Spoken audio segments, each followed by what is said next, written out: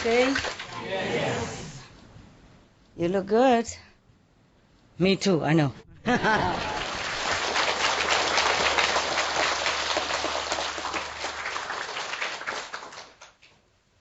Yeah? Everything okay, yeah? Who cooks for me today? Wow, you want to make me fat, man. Look at me. How do I fit in all these beautiful clothes? Yeah? These clothes, they already, allow the growing of the spiritual dimension. You see how big it is? Yeah? And I feel like my face is too small, I'm wearing this, like oversized.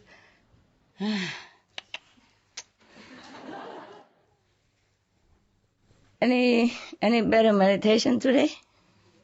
Yeah? More settled down, right? Yeah, cool. I look more ordinary today for you, right?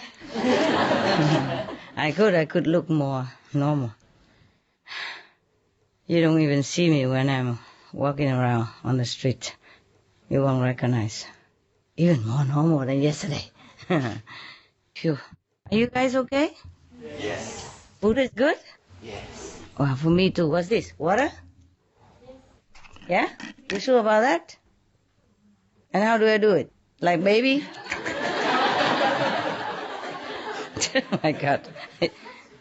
Oh, spoiling so much. I don't know how to drink this type of thing. What's this? Empty. This is look like more like grown up. Yeah, I saw people, like in America or those health conscious people. They walk around with like 2 liter bottle. They have even the sign on it, like 1/4 liter, 1/2 liter, 2 liter, you done.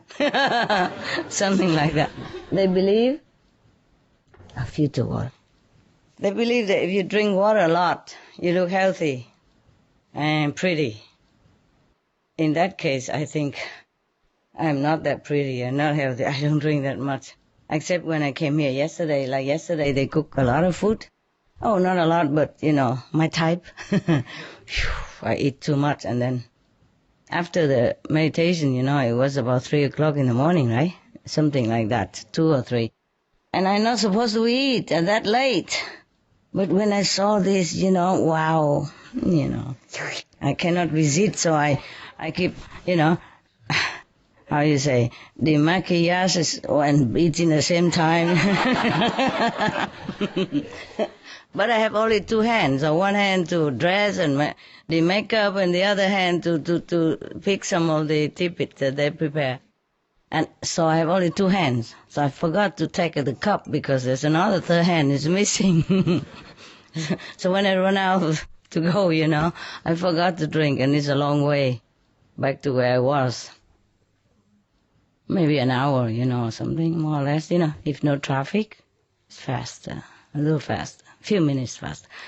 So when I came back to my place, I realized, wow, how thirsty I am, Wow, I keep drinking and drinking. And I remember these bottles. Maybe I should take it with me to the center. I should buy one, So 2 liter, you are done for the day. Let's just buy one like that and hang it in here, So I could, this type, convenient stuff. A little big, of course. And they have even a nozzle. You can... So I could just use my mouth and drinking while I did maquillage, I did makeup, and then dressing or, snatching things at the same time. Maybe that's why they invented that bottle for busy people. Oh, we should make use of the technique nowadays, wow. Everything for convenience. Why are you crying? My eyes been blurring. Your eyes is blurring. It's good, so you can see me normal again, like the girl. Is your eyes normal today? Yesterday it wasn't I normal. think they're actually more normal, yeah. Huh? I said they're more normal. More normal today? But yeah, not my eye vision, not these eyes. Yeah, but people also see with these eyes too, Yeah. The aura, they can see with these eyes too, not just the inside eyes. That's an amazing thing. So are you switch on today or are you switch off? Or? Keep switching on. Is the battery low or? Recharging.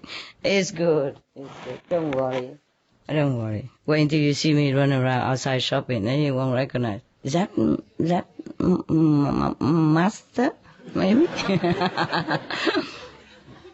Good food? They want to make me fat. Look at me. Oh, shameless. If I can button my shirt, then still okay. But it was really enjoyable. Thank you. You want to make me fat like you, huh? Where are you? Where is she? Still in the kitchen? Cooking dinner or something? Okay. You cook lunch and dinner together, or 2 times or 1 time? 2 times, and they all spread it on my table. No wonder. I was spoiled with choice, You should have seen my face when I see. And I walk into the kitchen. It's very normal when you see me like that. More than normal. Vietnamese food. My weakness. I'm almost done, okay? 2 liters, I'm done. They believe that if you drink like 2 liters, 1 liter per day or something, then you look good and you look pretty. I saw the models, they always carry just some carrot and a big bottle of water all the time. That's all they eat and drink. Maybe that's why they look good. Huh? So, anybody want to look good here? A right hand? Or look like model? Well, pretty good for the kitchen, All they do is just open the tap and buy some carrots for you. My God. It took me over a year to slim down, and now just 2 days I'm ruined. Well, thank you, guys, for taking care of the house and, iron my clothes and putting my shoes all there and cooking so beautiful food like that. Wow. It's been a long time since I have such a treatment, Okay, so I walked in the kitchen yesterday. Yesterday was less than today. Today they just were gone berserk, go gaga, cooking so many stuff. I didn't know what to begin with. So I closed my eyes and I said, okay, this one, good. And then I keep pointing, so I said, I better stop, otherwise I have to eat the whole table. Yeah, I managed to have 50% already. So yeah, 50%, a lot. Yeah, very good food. It's a long time since I have such, I think I'm going to stay here forever. Yeah. You hope. Yeah, we're all hoping. Yeah. Wow, to walk into the house with food waiting for you on the table, and the house is so sparkly clean, and all the clothes are hanging in garderobe? A walk-in closet? I even have a walk-in closet here. I don't have such a thing for I don't know how long ago, I don't even have any walk-in closet. I have to go and buy the closet, to bring home and screw it on, because mostly they sell them in a box, And if you want to have them all complete already, it takes a long time. You have to order, right? You know that, right? All these expensive stuff and stylish stuff, it take a long time to order. And just how long ago since we met here? Long time, huh? I remember at least 2009 it was here, right? Yeah. 2010, no? I remember the Copenhagen, what time? What day? 2009. No. 10, no? 2009 November. Yeah? You sure? Not 2010? 2010 was Cancun. 2010 was Cancun. Yeah. Cancun? Okay. Okay, 2009 then. That was the last time? Yeah. Oh, I was very, very sick then. Yeah. Very sick when Copenhagen was going on. I was in the hospital then. Yeah. Before that, it's very painful. You didn't see it, but it's always very painful to do group meditation or reciting poem even. That was the poem when I thought it was the last time I ever recited something. I was very, very thin already and very painful. When I recited those poems, the two last ones, the war and, Yeah, the last two. That was very, very, very painful then. I remember sometimes in the middle of conference, with the war outside, I was so much in pain, I had to double, and turn off the screen so that you don't see it, people don't see it. That was even before that, long before that. It just getting worse after a while, So that was 2009, Yeah. Then I remember that. Then 2009, And then I was in the hospital, and after that I recovered a little bit. Then I went to Cancun, yes. But at that time it's still not well, You still have to take medicine and do the checkup, follow up every month, a blood test, And then the last blood test, I couldn't go. And then I can't remember any more time. It's too long, forget that. Okay, tell me something more about the internet stuff.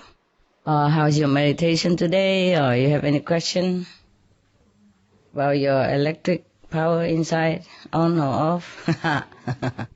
You're not in Supreme Master TV anymore? Quarter? You went home? I'm in New Jersey now. Oh, I see, you chose that area. How could you come here? We just got the news, and then the sister and I booked a plane ticket, and we just came here right away. Wow, okay, yeah. You look more skinny now. Do I? They didn't give you food or something? No, I feel like I gained more weight. You do? All we do is sit and meditate and eat. Oh, wow, what a life. Hard work. Tell you what, it's also good that we have Supreme Master Television, but it's good that we stop also, because you see how to eat and sleep and meditate. You mean your meditation all day? Yeah? Yeah? No. Okay. Normally when you meditate a lot, you don't feel that hungry. Yes.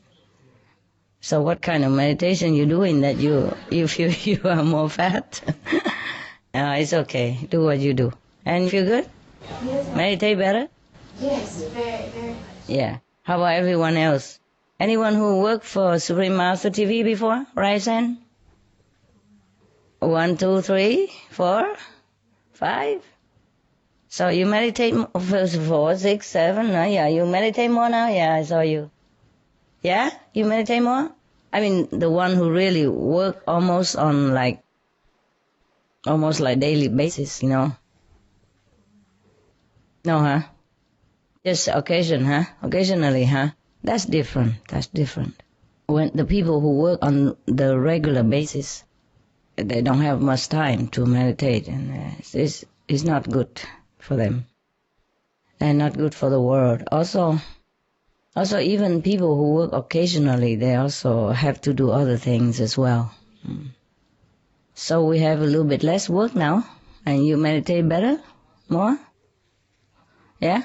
Or not? What did you do all this time? We have more time now, because we used to do quite a lot of checking. Checking Transcripts. Ah, okay. After working at Loving Heart, and then we do it. It's okay. It's all right. So we have more time, yeah. Uh-huh. So now you're also in the restaurant where she works? Working at the moment Uh-huh. for a while. Yeah? Yes. You just cook all the Western food? Westerner food? In your restaurant? Yeah, mainly. We have a mixture. We have a couple of Asian dishes. You always said about having loving huts in busy cities and, heavy footfall. It helps when you are in a busy area, Yes, of course. yes. But if you have a special good food, and sometimes even quiet area, people also try to drive there to eat. It depends. Yeah. But it helps if you are in a big town, in a busy area.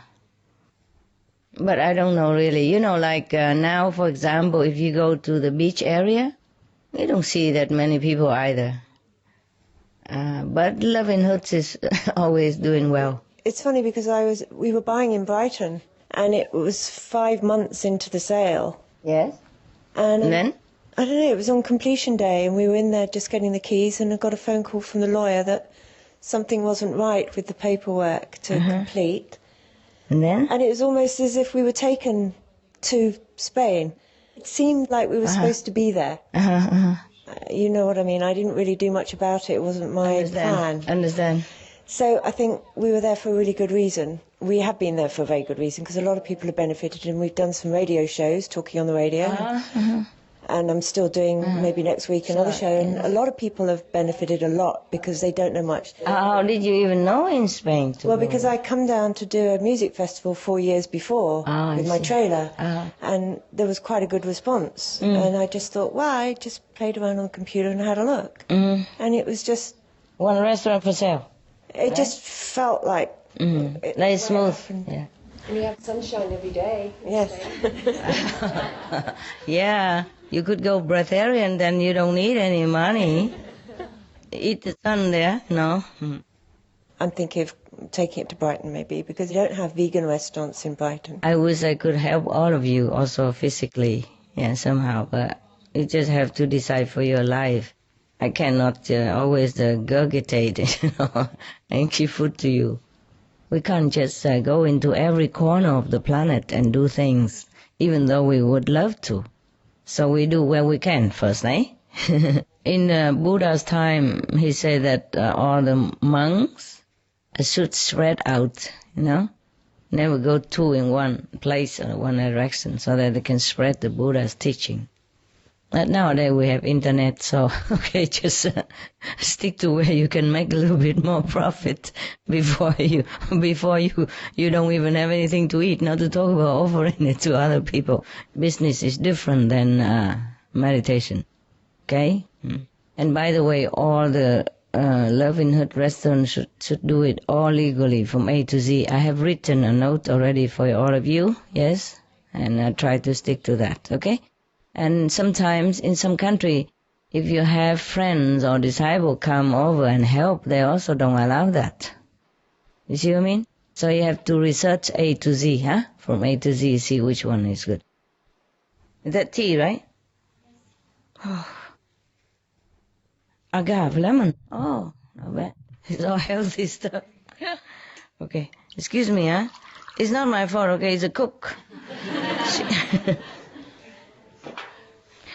She knew I haven't eaten such thing for a long time, so she really make it nicely. I can't resist, and I eat too much and forgot to drink. Normally, if I eat at home, I don't drink that much because it's simple, and less. Cooked food makes you thirsty, actually, Master. What, love? Cooked food makes you thirsty. I know. Yeah, I know. Yeah. My weakness. After I told you guys that I eat fruit only, I can't even look at fruit that much anymore. Just like after I told you about, brown rice, I don't even want to think of brown rice even. You take it all. Like yesterday, that's why I told you something good. I tell you to do this, do that, and I can't do it anymore. But I don't do anything bad, okay, except don't eat the brown rice and don't eat the fruit and don't eat the raw food and stuff. But I don't do anything wrong, okay? Don't think nonsense, No, Accept those things. And accept, just like don't get too much attention for yourself, Like that. I told you that. But I always do. Well, like when I see somebody so sick or something, not like beggar, but they're sick and they don't have money for hospital, I give a lot of money. And that, of course, they get attention, Then I had to leave. I have to run fast. This kind of thing, okay? I'm not doing anything wrong, okay? 5 precepts, no. Yes, yes. I do not transgress, any 5 precepts that you keep. Wow. That was good. Who cooks this one? I'm thirsty, so I can't really give good credit. Very good. Yesterday, I told you that we should thank all the god and goddesses, yes? Not just the 5 lords, But there are many, many, countless of them, Even if they are not doing much, because they can do it if we are doing it. You see what I mean? like, okay, we become vegan and we live healthy, then of course the God of health has more excuses and also put more effort to help us. See? They cannot help us even if they want to, if we take poison to ourselves. You understand? Yes. So there is a saying in English, they say God helps the one who helps himself. Remember? Okay. But nevertheless, one time, just like I was very angry with all the gods and goddesses. I said, my God, it's so easy thing to do. Just switch their mind, the people, and change them. And they say, no, that would be violate the, like the constitutional law, the free will. Understand me? I said, okay, in that case, then you don't have to destroy the planet. Just let it be. And because the Mother Earth doesn't want to go yet, number one, I asked her. And she said no. Yeah.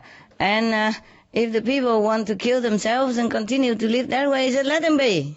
Understand me? They come back and forth and pay their own karma, And you don't have to destroy the whole planet. I was very angry one time. I was screaming at heaven. I was screaming at heaven because everybody was praying, to save the planet. And of course, I also do my part, but if they continue that way, it's very difficult, And then I said, okay, if they want to be like that, why not, let it be hell. If hell people want to continue to exist that way, then let it be, There's a lot of, bargaining going on, eh? Yeah. But meditation do help, okay? We balance the vibration of the world, understand? And also uplift the consciousness of people. Not by being forced to do it, but it's just like influence, subtle influence, and it really helps. Yes, it's like, how to say, well, if you're thirsty, drinking helps, no? Understand? And if you don't drink, then of course you continue to feel more thirsty. And if the people don't have water, you bring water to them. It helps also. Yeah. So even outside people, they don't meditate and they eat meat and all that. But the majority, they don't. You see, they eat meat, but they don't know anything about that. They don't even kill the animals. So it helps if these kind of people, if we meditate and send them the message, you see what I mean? And then they will also change. Maybe slowly, but they change. And they will not know why they change, but they feel something change in them, and they would like to switch to a more benevolent lifestyle. Vegetarianism in religion. The Baha'i Faith. Regarding the eating of animal flesh and abstinence therefrom, know thou of a certainty that, in the beginning of creation, God determined the food of every living being, and to eat contrary to that determination is not approved. Selections from the Baha'i writings on some aspects of health and healing. Buddhism. All meats eaten by living beings are of their own relatives. Lankavatara Sutra. Also, after the birth of the baby, care must be exercised not to kill any animal in order to feed the mother with meaty delicacies, and not to assemble many relatives to drink liquor or to eat meat. Because of the difficult time of birth, there are innumerable evil demons, monsters, and goblins who want to consume the smelly blood.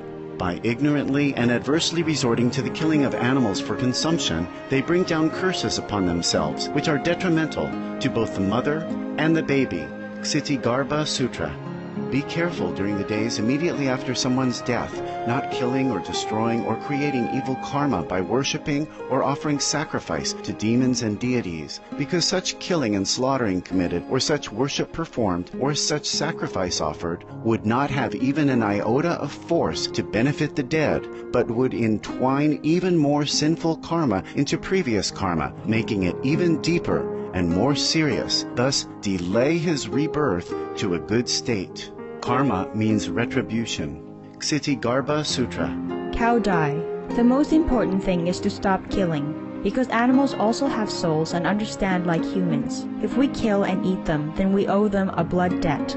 Teachings of the Saints. Christianity, meats for the belly and the belly for meats, but God shall destroy both it and them. Holy Bible. And while the flesh was yet between their teeth, ere it was chewed, the wrath of the Lord was kindled against the people, and the Lord smote the people with a very great plague. Holy Bible. Confucianism. All men have a mind which cannot bear to see the sufferings of others. The superior man, having seen the animals alive, cannot bear to see them die. Having heard their dying cries, he cannot bear to eat their flesh. Mencius. Essenes. I am come to end the sacrifices and feasts of blood. If ye cease not offering and eating of flesh and blood, the wrath of God shall not cease from you. Gospel of the Holy 12. Hinduism. Since you cannot bring killed animals back to life, you are responsible for killing them. Therefore, you are going to hell. There is no way for your deliverance. Adi Lila. He who desires to augment his own flesh by eating the flesh of other creatures lives in misery in whatever species he may take his birth. Mahabharata, Anu. Islam. Allah will not give mercy to anyone except those who give mercy to other creatures. Hadith. Do not allow your stomachs to become graveyards of animals. Hadith. Jainism. A true monk should not accept such food and drink as has been especially prepared for him involving the slaughter of living beings. Sutra Kritanga. Judaism. And whatsoever man there be of the house of Israel, or of the strangers that sojourn among you, that eateth any manner of blood, I will even set my face against that soul that eateth blood, and will cut him off from among his people. Holy Bible. Blood meaning flesh. Sikhism. Those mortals who consume marijuana, flesh, and wine, no matter what pilgrimages, fasts, and rituals they follow, they will all go to hell. Guru Granth Sahib. Taoism. Do not go into the mountain to catch birds and nets, nor to the water to poison fishes and minnows. Do not butcher the ox that plows your field. Tract of the Quiet Way. Tibetan Buddhism. The offering to the deities of meat obtained by killing animate beings is like offering a mother the flesh of her own child, and this is a grievous failure, the supreme path of discipleship. Zoroastrianism. Those plants I, Ahura Mazda, or God, rain down upon the earth to bring food to the faithful and fodder to the beneficent cow. Avesta. Everybody knows that vegetarian diet is good for health and to save the planet. They will be awakening their own great, compassionate, loving self-nature, and then their level of consciousness will rise up automatically, and they will understand more than they ever did, and they'll be closer to heaven than what they are right now.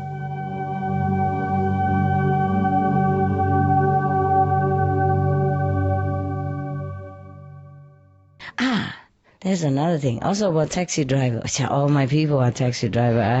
I have no prince story to tell you, princess or anything like that. Very interesting. I went with the taxi driver, another taxi driver, yeah. Before the taxi driver that I told you yesterday, there was another taxi driver, and I went regular, yeah, with him. Not daily, but often. And then he's also very kind and help me with grocery whenever I need. And he go inside even and tell me also this is what, you know. I ask him to read. Sometimes I don't bring the glass. Read the ingredients for me, and he does all that very nicely. But he has one trouble. He smokes. Yeah. Well, I didn't know that because normally they don't smoke in the car. They wait until the customer not there. They go out smoke. You see? Outside. And one day I caught him smoke because I just came out too early. I caught you. Oh, you smoking? I said, oh yeah, just, you know, very little. I say, how little? I asked him, how little? He said, well, maybe half package, 3/4 package a day. I said, why don't you finish the whole package? Kill yourself earlier, man. Why die slow? You know, die quick. I'm just joking with him. I was in Spain at that time. A lot of smoking in Spain on the streets everywhere. A lot. Even women. Yeah, a lot of women, young girls. Italy also. Yeah. So now, okay, we are going that way, and I don't know, we just get talking, you know? Yeah, you're talking, and I told you when I'm out, I talk, you know, and just nonsense like everybody else. If you see me then, you surely think I'm pretty normal. And then he say that he's divorced, yeah? His wife is with another man now, and he's with his son. And he has a girlfriend who comes to him, you know, like they come, not every day, but they don't stay together, they just see each other. It's okay, everything fine. And then, but he sent his son to college and all that, you know, even then. So I feel he's a good boy, yeah, good father. And then one day, he said something like his son, like, would like to buy a new engine for his bicycle because the bicycle kaput, but he didn't have money or something. And he tell him, I said, you don't give him? He said, he has to wait a little while, you know, maybe. Because winter taxi business is kind of slow, yeah? And of course he has to pay for his apartment, you know, maintenance for his taxi car, and, you know, insurance, all kind of thing that you have to pay, electricity, water, etc., etc., doctor bill, yeah, and college fee and all thing. Then, so I said, never mind, now you know what, in my place the grass tall, why don't you tell him to come and cut the grass, and I would pay him something so that he doesn't have to always take money from your pocket. How about that? He said, good idea. So he brought his son there, yeah? And then, of course, he began to cut some grasses and all that. And then I'm going out with the father, with the taxi. Because the grass he cut is on the way out, you know? Between the house and the gate is a long kind of road, yeah, with grass on it. So I was cutting a kind of a halfway or something. And we are going out. I'm going out with the father. And when the father taxi passed by the son, he stopped. I thought he wanted to say goodbye, of course. But he took out a cigarette and gave it to his son, you know, like this. And they're both smiling, and I was shocked. The son is only like, did I say to you already? Yesterday, you know this story? The son is only about 15, yeah? So I was so shocked. I couldn't help it, you know my temper, right? Immediately, I say, what are you doing? I talk to him like I talk to you. Normally, I put my best foot forward all the time with outside people. And why do I make trouble for myself? I couldn't care less what they do. Yeah? They have nothing to do with me. I come and go. I don't ever see them again. But yes, that day I couldn't help it. I don't know. It must have been a bad luck day for him or something. But we've been together for a while already, you know, driving, and then I'm always generous with him, yeah? So, and he has very much respect for me, because we talk a lot. You know, my broken Spanish didn't help either, but I was so mad. I was so mad. I said, you give him cigarette? And he was kind of very shameful. He said, hey, yeah, he smokes also. I said, what? And you let him? I even scold him right in front of the sons. I forgot all about it, you know, because I was just kind of protective. I feel sorry for the son, you know. And then I said, go now, go, drive. And then he drive outside, and I continue my lecture, of course, in broken Spanish. But he understood everything. Well, at least I understood what I was saying. I say, look here. He's only 14 or 15, yes? He's very tender. His body is not built up well. His bone is not really completely formed yet. And you, not only you don't forbid him to smoke, not only you don't make a good example yourself, you smoke, and then you don't even tell him not to smoke, and then you encourage him to smoke like this. What kind of father are you? And he said, if I forbid him, he go out and smoke with his friend anyway. I say, no, it's not true. Many fathers smoke, but the daughter and son don't go out and smoke with friends in the school. It's not true. You know that. And you know how many million people die every year because of smoking, don't you?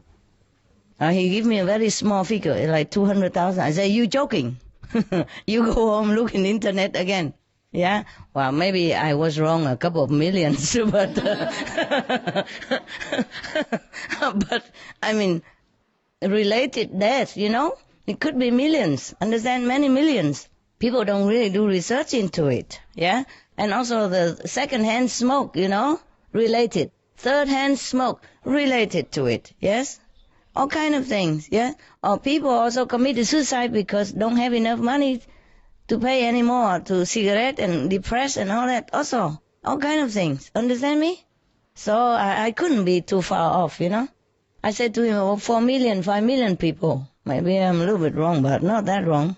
Well, even if I'm wrong, it scared him good enough. I didn't mean to tell lie. I just thought it's that about that much. I thought I remember that from information somewhere, you know. Some of the tragic tolls of tobacco. 5.4 million smoking-related deaths per year worldwide. Tobacco use kills one person every 6 seconds. Smoking-related costs $193 billion annually in the United States alone. Depression. Light and mild cigarettes just as harmful. Causes cancer and diseases in animal companions. Harms lung cell DNA that regulates breathing. Speeds the aging process. Toxic residues of third-hand smoke. Heart disease. Coronary thrombosis. Cerebral thrombosis. Kidney failure. Cancer. Mouth, liver, breast and colorectal cancer. Lung cancer. Esophagus cancer. Kidney cancer. Bladder cancer. Chronic obstructive pulmonary disease, emphysema, bronchitis, stroke, impotence. Additional harms for exposure to second-hand smoke. 600,000 deaths worldwide each year. Childhood arteriosclerosis, leading to heart attacks and strokes in adulthood. Sudden infant death syndrome. More than 80% of the babies who die are exposed to second-hand smoke. Infertility, miscarriages and premature deliveries. Childhood asthma, bronchitis, ear infection. Cleft lip or palate, hyperactivity and aggression in asthmatic boys, circulatory problems in women. Lung damage in children leading to adult emphysema, lung cancer in non-smoking restaurant servers, hearing loss across all frequencies, childhood behavioral problems when exposed while in the womb. Plus more. For help quitting, please visit. For more urgent information, please visit suprememastertv.com/killers. Anyway, so he was all quiet and say, I'm sorry, it's none of my business, but he's too young, you know. I feel like you should be more protective of him. Even if you smoke, you should have told him that it's bad and all that. Here I see you even encourage him to smoke because you want him to like you. You want him to stay with you. And it's not love, you know. Love is not like giving anything that the son or daughter want, but love is to do things good for him. And tell him all the good things that he should follow. Yeah? I say go out and learn with the friends and all that stuff, you know. I say no. If you are a good father, he would have probably listened to you better. Yeah? That's one thing. If you ever said anything to him even, maybe you didn't. Because you want to buddy with him against his mother, who knows, yeah? Anyway, now, it's very bad enough of you that you smoke, number one. Number two, bad enough of you that you don't even keep your marriage intact and have let the son have a broken family. You know, broken family is no good for people when they grow up. You know, the children outside, they're always asking questions or telling that your family broken, you're divorced, you don't have father, you don't have mother, whatever. You know, you never know. You make him already unhappy. It's bad that you make him lose a mother already. And now you even make him smoke. You're very, very irresponsible father. And you know smoking is not healthy, right? He know, I know it all. Okay. If you say you love your son so much, like you have told me before, then how come you don't keep yourself healthy? So you can take care of him. He's still very young. Suppose you have cancer, you know, right? I'm sorry, everybody knows that. And then maybe you die. Or even if you don't die, but you're sick, you're incapable of driving taxi or doing anything anymore. Who take care of your son? Yeah, mother already married again, have other family children. Who takes care of him? And he doesn't. You told me he doesn't want to live with his mother. Well, I can understand because she remarried. You see, he has a girlfriend, but she only come and go. You see, I mean, she doesn't live with him. So it's a different story, yeah? And the mother already married and have other children. So if you die or you're sick, who is taking care of your son? Don't you think about that? You're a very irresponsible father. I am so sorry if you offended anything, forgive me, but I think because you are a very good taxi driver, I think of you like a friend, you know, because sometimes he came and I invite him a coffee or something. I cook a little coffee for him and a little salad or something when we run all day and he didn't have a chance to eat. Or I caught him, you know, before lunch and then we run all afternoon and I know he didn't eat. So when I come home, if I eat something, I cook something and I give him some. I say, you can come to my house as a friend also, huh? And because I think of you as a friend, and a friend should tell a friend true things and beneficial things, not just a thing that make others just happy and feeling flattered, you know? Like people say kiss butt, you know, in English. Yeah, I don't do this stuff, you know, because I respect you. And I like you as a person, so I tell you this. And if you're mad at me, I understand. But I have to tell you, your son is in a very tender age. At this moment, his body is still developing. You know, his bone is not even, you know, completely structured yet. And all his organ is still very tender. You cannot do this to him. Cannot encourage him to smoke. And smoke together in a small flat like this, an apartment like this. It's really detrimental. You want to kill him? And you say you love him, but you're killing him.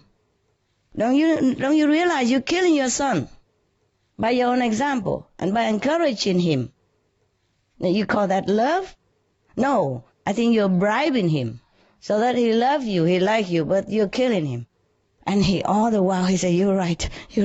I have to do something. I say, yes, you quit. That's what you do. I said to him, quit smoking. And he said, okay, I will. And I thought he just said that. I said, you promise, huh? You say it like that. Next time I see you, you tell me that you're not smoking anymore. He said, yes, I will do it. I said, yeah, if you love your son, you do it.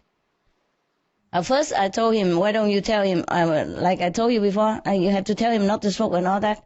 I say, and he say, because he's still smoking, so he cannot, your son wouldn't listen to him, that's why. So I say, that's why you quit. You have to quit. First you quit, and then maybe he follow you. I think he would. He will. And even if he doesn't, at least you feel good. You are a good father, yes, and you are still strong and healthy. Continue to take care of your son until he can take care of himself, at least. At least this, yeah? And your son listen to you or not, maybe we will see, yeah? At least you make a good example. So, okay, fine. I think both of them had enough of me. So, normally he's supposed to come back and cut more grass for me, yeah? They didn't show up. Fine, I understand. I also didn't call him either. Next time I call a different taxi driver. I also want to show him that I don't care. Okay, so he doesn't come back, you know. But before that, I knew that I went too far, you know, scolding him so much like that, and even in front of his son for a little short while, and then continue the rest of the time, all the time, until he dropped me off. And all the while he just says sorry, and he's bad, and he quit, and blah, blah, blah. So anyway, but he still take me to the market, you know. I knew I went a little bit too far, but so I went in to buy some jacket for the son, you know. It's winter and he didn't have much, it's so cold. And then I buy something for the son, yeah, some clothes, yeah, and then some for the father also. I give it to them and they were very happy, but still didn't come back to cut grass next day. Okay, I took the hint. I didn't say anything. But one day, long time afterward, I went out and he called me on the phone and he said, how am I and all that. But I said, okay. If I need you, I call you. Okay, goodbye. Okay. I was also showing him that I'm mad that they don't come. As they say they would come, you know. Anyway, and then so many months later, we don't hear from each other, of course. I go with another taxi driver. I don't even bother, you know. I forgot about him already. And one day I went to a small restaurant that they sell a little special thing, vegan, that I like. I haven't found it anywhere else. I don't know anywhere else anyway, so I happened to find it, so I like it.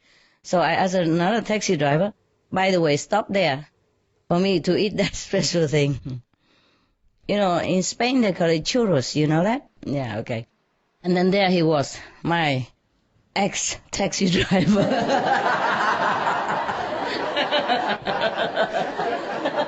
He was thinking my ex something. Okay, my ex-taxi driver. Oh, I was feeling a little bit, a little more awkward also, and he was also very awkward. But nevertheless, oh, how are you and all that. I want to go in here and have a coffee, Would you like to come in also? And he, of course, very gladly to come in. He was waiting for his turn, yeah? He wasn't having work or anything, so he came in and have a drink.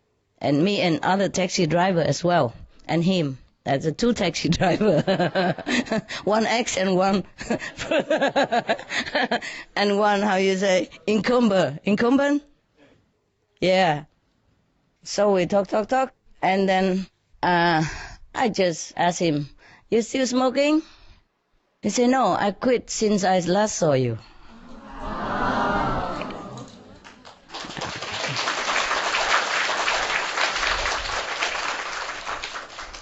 Good news, huh? Yeah, at least, huh? Yeah. So yelling really does help, Because before I was very sweet to him and also say something like, smoking is never good, you know that, a lot of people die and it's very bad and it's more expensive now and things. I always talk sweetly to him. I never care. I yelled at him, scold him, and he quit. Okay, next time if I see anybody smoking, I just yell. Maybe they quit quicker. No, don't do that. People don't always listen to sweet talk. Yeah, my assistant, for example, they teach me this way. And sometimes I talk sweet to them and give them stuff and cook for them, and they do bad the next day immediately. I don't know why. So nowadays, I like to invite people when I eat something, or I like to give it to people around me, whoever nearby. If I cook something nice, I never really, I feel like I would love very much to share it, Even just now, believe it or not, I come in the kitchen and see all things and say, wow, and then I'm thinking immediately of you. Oh, wouldn't it be nice to invite some of them here to share some food, But I thought, oh no, forget it, never mind. I had a lot and it's too inconvenient, and you meditating and you become a Buddha, and here I come to seducing you, making lower level, into my low level world desire or whatever. But I was thinking immediately like that. It's just automatic, So whenever I cook something nice, or I feel like cooking something nice, I always want to give it to the helper, the assistant. But whenever I give it to them, next day they give me hell. Or the next few hours, it never fails. I don't know why. Probably they don't pay enough karma already, and then if I give them more, that would be worse, or something. I don't know what. So nowadays, if I want to cook something and give to something, I have to think twice. I have to ask the Lord of Karma, is it okay? Oh, it's such a complicated world, I'm telling you. Even to be nice, you have to think twice. It's not about food, but for peace in the house, I'd rather them don't have it, and then we have more peace, that's all, okay? So, it's a good idea, huh? Good thinking, huh? I mean, good news, huh? I hope he continue. And then I was very happy, of course, nah? I hug him, eh? Yeah, I hug him and give him a peck in the cheek, huh? And he was very happy because he looked so miserable. I don't know. I never see such a miserable taxi like that. He's not unpleasant. He just looked very down. Very sad. The whole body feel like that all the time. But after I hug and kiss him, he looked like he grew back again. And then I went out and buy him a present, I buy him a little chain with the cross with Jesus on it. I said, every day you see this, you keep quitting, okay? You promise? And then he said, he promised. Because sometimes people can quit smoking for many days or many weeks or many months or many years, but they come back sometimes, because this kind of thing is really evil. Cigarette and drugs, they're really evil. They just like, clutching you, very difficult to get rid of. Besides, his son is still smoking, that's making him very tough for him. See what I mean? They live in the same apartment. And even though the son smokes outside in the balcony, but still every time he passes by, he bring the smoke out, the cigarette and go out smoke. Imagine how difficult it is for him, and he's still holding tough for many months. So for that I really appreciate him very much, and I really, I say you're really good, very, very good, very courageous, very strong man. You're a good father now. I'm very proud of you. And I went out and take him out, to buy him this present so that every day he can remember and be strong.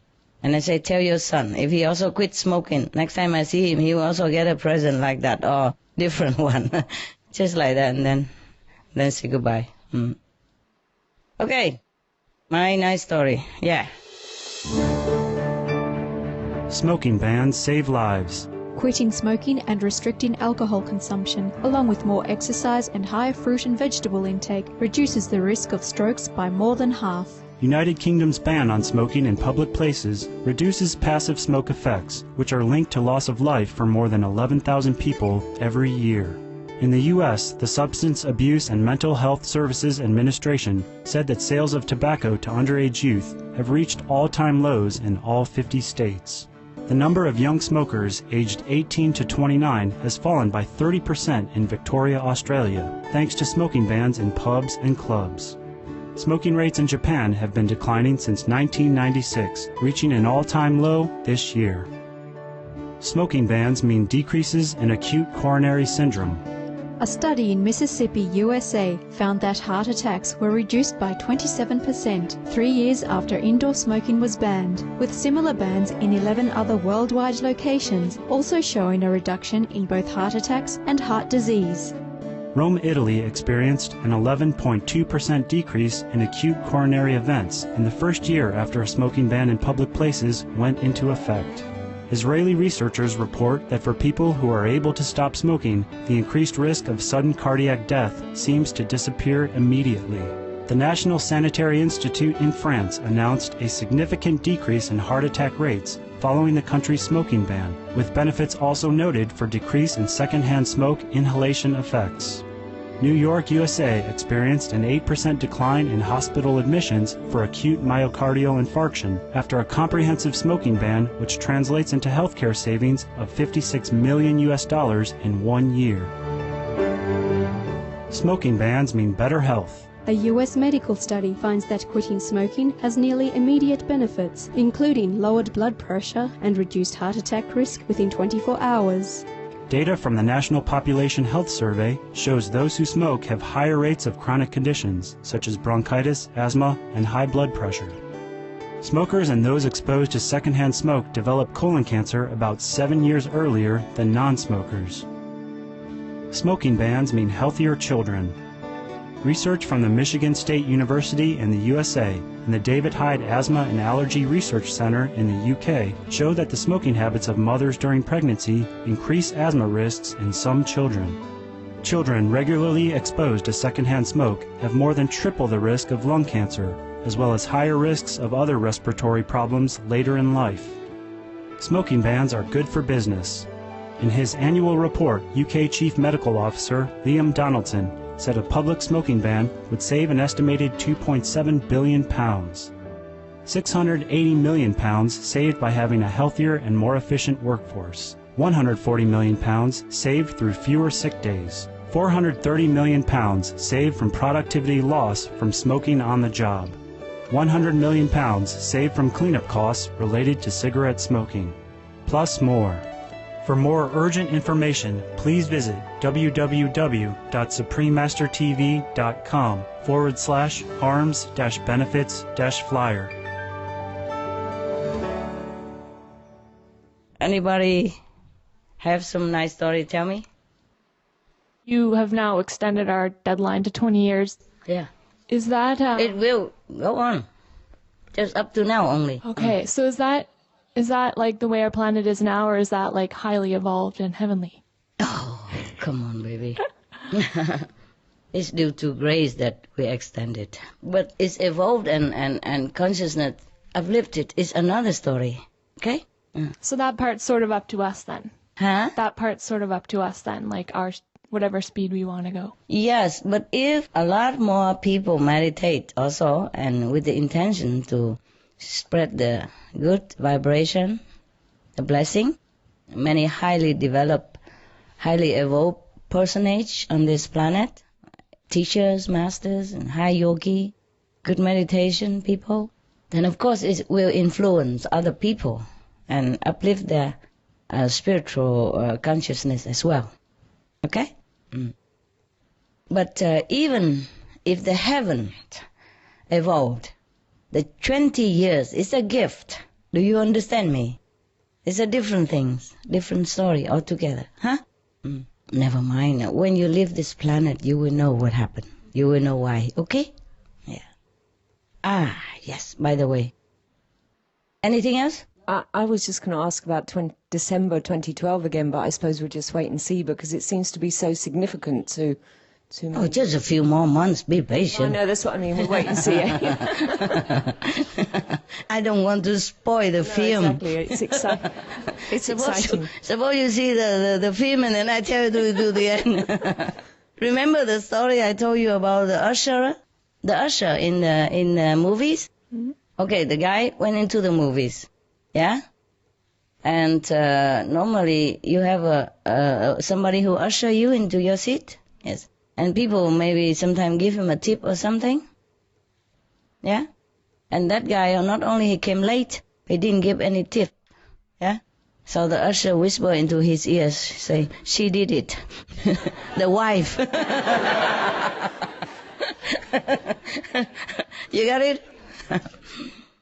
Okay.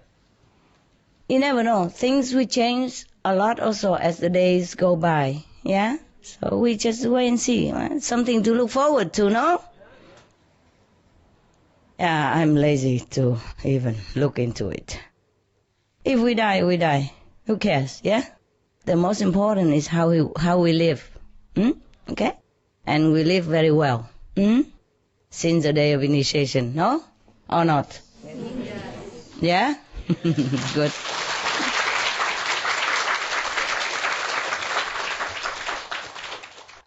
Just like we look into the mirror, yeah? And you became better, you're brighter, you know? I just told one of the person, your brother, who drives me today, said, all of them look very bright.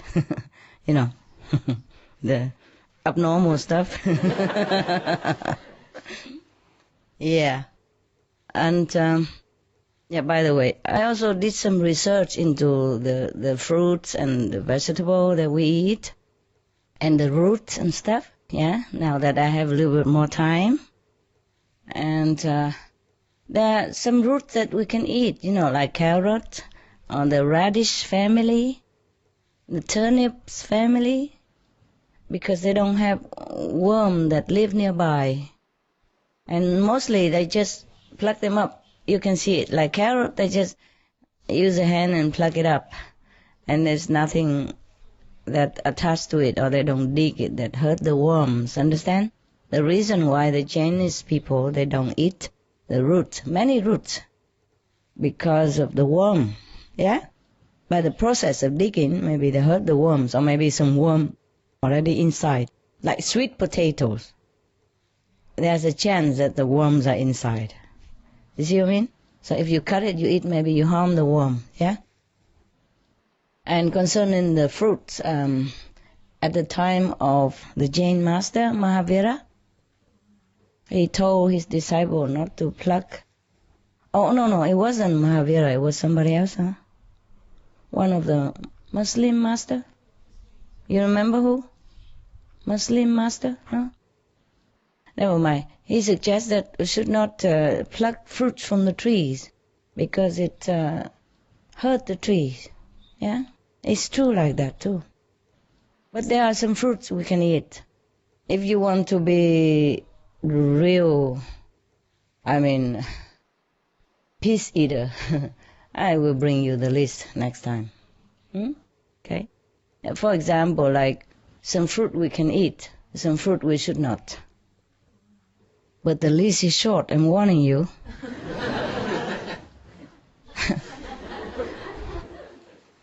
Yes.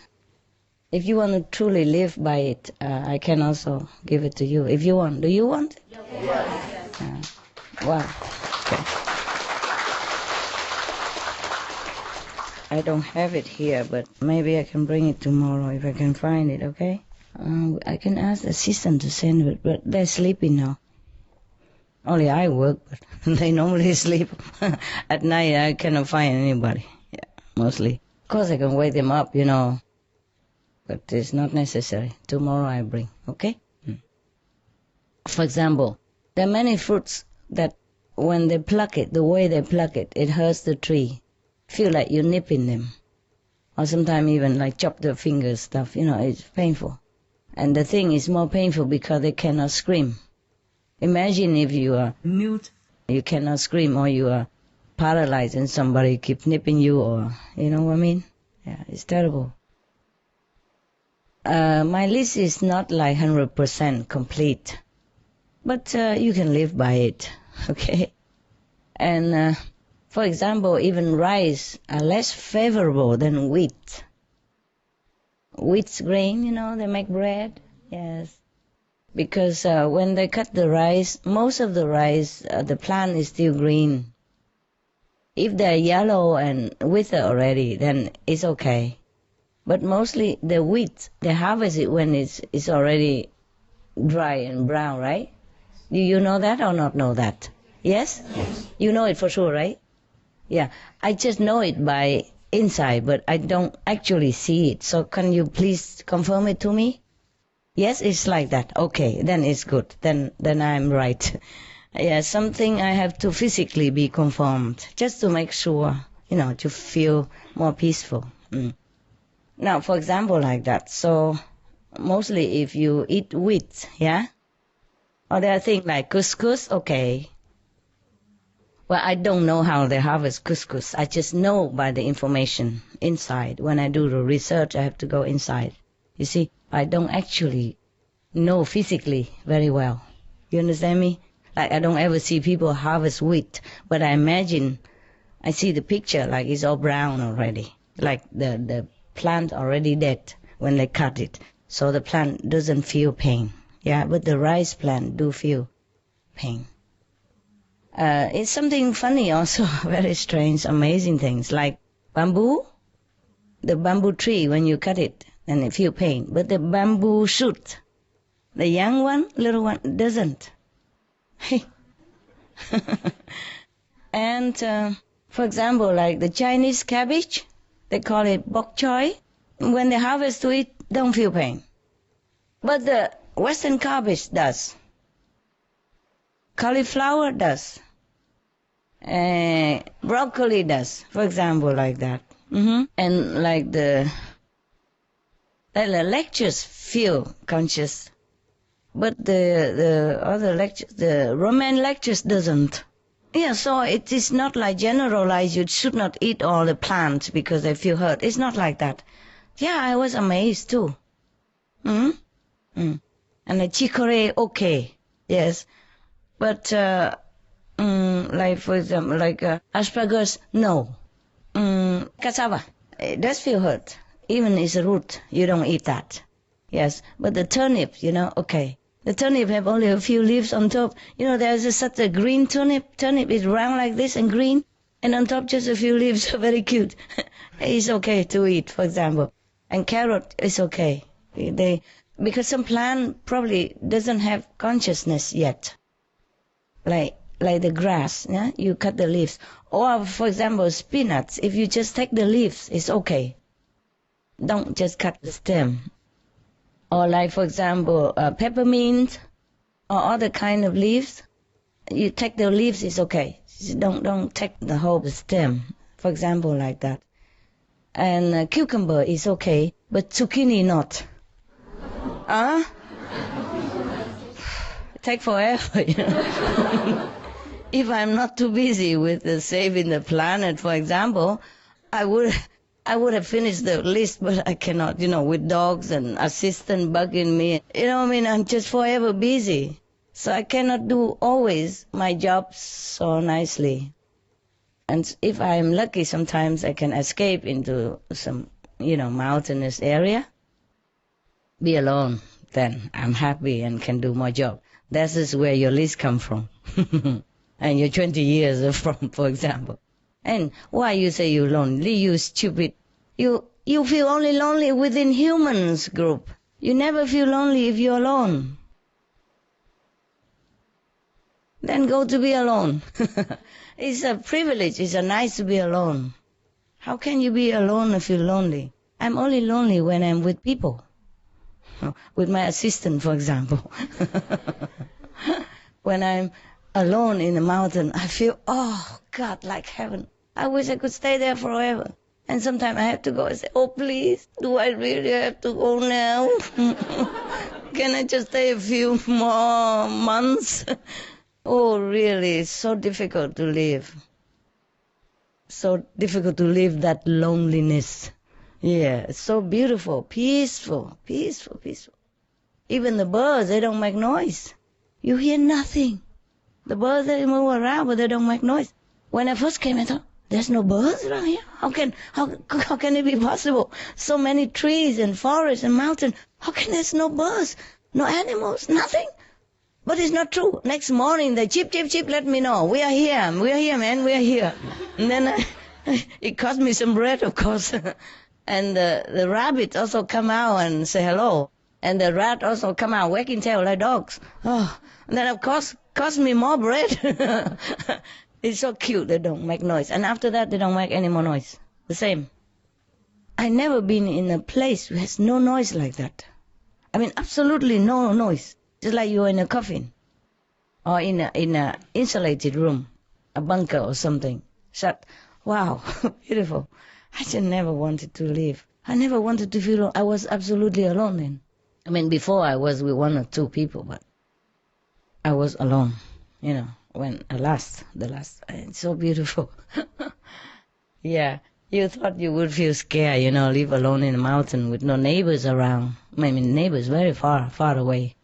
And neighbors, they just come and go. They don't even live there, They come weekend or holiday sometimes, or once a year, twice a year. Nobody. And birds don't even make noise. Oh, that's a beautiful place. Never mind. So, it's not lonely to be alone. It's lonely to be with people.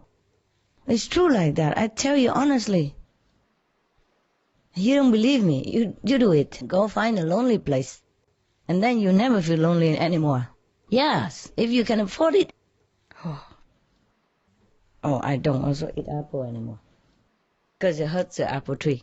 But it's not like that. It's not like all the apples will hurt the apple tree. Like the one that fell. Or mostly when the fruit are ripe and fell on the ground, then you can always eat them. Yes. Or the fruit that they take, but without taking the stem. You see? Like the apple has a stem. And because it's very hard. So it's very connected with the tree. So if they cut it or pluck it, they feel hurt. The tree feels hurt. But if, for example, this apple, take somehow without the stem, or it fell without the stem, then it doesn't hurt the tree. Or you just cut 2/3 of it. Cut and leave the stem alone. See what I mean? Like, for example, this is the apple, the stem here. And then you cut it right here. So you eat only 2/3 of the fruit. So the fruit is not connected with the tree. Then it doesn't hurt the tree. Same with the banana, mango, or any this kind of hard to harvest fruit. You have to take the whole thing, you see? But some soft fruit like plums or tomatoes, you could even take it out without the stem or the head of the fruit. Then it doesn't hurt. So if I go shopping, I look for these things. And if it don't have, then I don't buy. You understand? And of course, it's not like you have to eat according to the book. I mean, you maybe want to try this and have less of those other things. That's all, okay? Less, yeah. Or complete, whatever you like. In my household right now, it's almost complete. We just eat what left over from the other, like some rice still there, you know how the Chinese, they buy a big rice and can last forever. So we just mostly try to finish that only, and the rest we just buy according to the book. I mean, the list, yes. But I don't want to impose this on everybody and on you, of course, yes. Just by the way, I'm just telling you, I don't know why I'm telling you this. I normally didn't want to tell you, because I'm afraid after I tell you, then I go back to eat all the things that you don't want to eat anymore. It's always happened. And if I do, please rescue me, huh? Yeah, all the karma you throw back on me. But I cannot say no to myself. I told you already, yeah? I told me, no, but I always do, yes. I tell you everything. It doesn't matter the consequence. Okay, now, this is a very amazing, the things that I discover when I'm alone and when I have more peace. Because with dogs also no peace either. They are loving. They're very loving, but they also want attention, you see, and distracting me. So if I'm lucky, sometimes I can escape to be alone. That's the best. Yes, the best time for me. Yes, but I love to see you also, eh? Don't mean I don't. It's just that I never feel lonely if I'm alone. I feel absolutely beautiful and blissful, I don't even smell. I don't even need to wash myself for weeks. Yeah, you understand? I just feel always clean, and my purity percentage grow up when I'm alone, more than normal.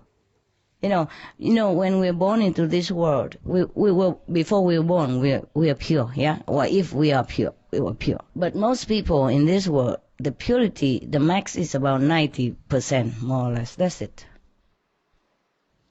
You understand? And then the more you meditate or the more you purify yourself by different means, then your percentage grow up. Even I had to work it out. When I was running around and doing things for the world, in the world, my purity was very less. And now it grew up because I meditate more and fast and often more intense. The original is not to clean myself, but it's just the side effect of it, a good side effect. More than 1,000 is very beautiful feeling, I think even if you are more than 100, you feel good already. But when you are 1,000, wow, I feel very, very good. Excellent. And it will not go down again. You see, once you pass certain Threshold. Yeah, the threshold, it doesn't go down. But I had to work it up, you see, because I was born, you see. And when you're born, you forget many things. And you are contaminated, even by your parents and by the background. Your parents, they make you eat meat and all kind of things, and then you lost. You lost many things. You lost a lot of things. And you suffer also, yeah? Suffer because of the karma, yes. And then if you keep purifying yourself, then you get up again. You go up again. But, well, I'm amazed at all the things I know. I cannot tell you. Many things. Huh? Please stand up. No, I can maybe tell you about my things, but I cannot tell you about other things. You'll be surprised to know what kind of person supposed to be holy, this and that, Like noble quality, like 30-40%.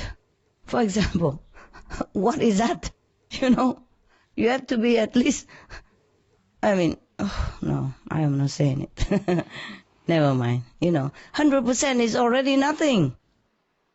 100% is just the scale to measure. But the holy person is supposed to be many 1,000%. You understand me? Or the noble quality have to be many 100,000%.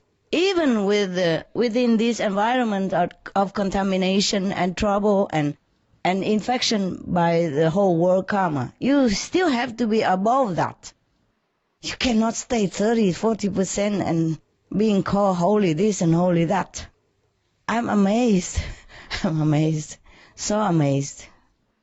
But of course these things only to know for myself, By the way, I just know it, but I cannot tell you because it's kind of defamation, It's like defamation.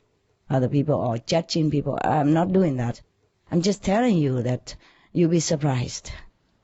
The appearance and the reality is completely different things. And some people look so sweet and gentle, but they're not. They're so violent inside. And some people look a little bit like, temper, but they're not. Inside they're very sweet, very, very holy, very benevolent, very loving, very kind. You understand me? Yeah.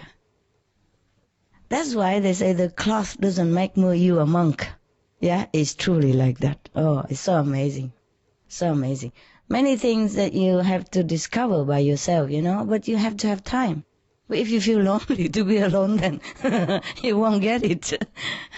Most of us, we like to be in a group, you see? Convenient, Just like me today or yesterday, I came in, the house is all clean, and I don't have to take the broom, and I don't have to take the vacuum, I don't have to cook, and clean afterward, everything. It looks so like, wow, nice, nice for a change, my God. I feel like it's a completely new environment. I feel like I'm a Cinderella coming to the palace kind of thing, Because at home I have to consider how much I should use. Like I don't want to use a second plate. I want to use the same plate so I don't have to wash more. You know what I mean? For example, here I take everything and just spread it all there. And then when I change my clothes to go home, I just throw it everywhere. I know somebody's going to pick them up. It feels so nice to be lousy. You know what I mean? Normally at home I don't do it because I will have to pick them up later, so I don't do it. I change in the bathroom, for example, then so I throw them all in the machine or I throw them all in the bucket. Later I use, depends on where I live. If I live in some place there is no running water, then I have to throw in a bucket, of course. But if I live in the city somewhere, then there's a machine. I throw it all in the machine, so I don't have to pick them up later.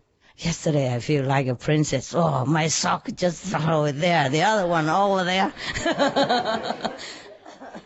And then when I look for special things, like the stockings or something to wear, I just dig the whole thing up to look, and I don't bother to even put them back in where they belong. Like at home, I say, so nice thing, just to, to be like those rich people. They just throw things everywhere, and the people in the home, the personnel will come pick them up and wash them.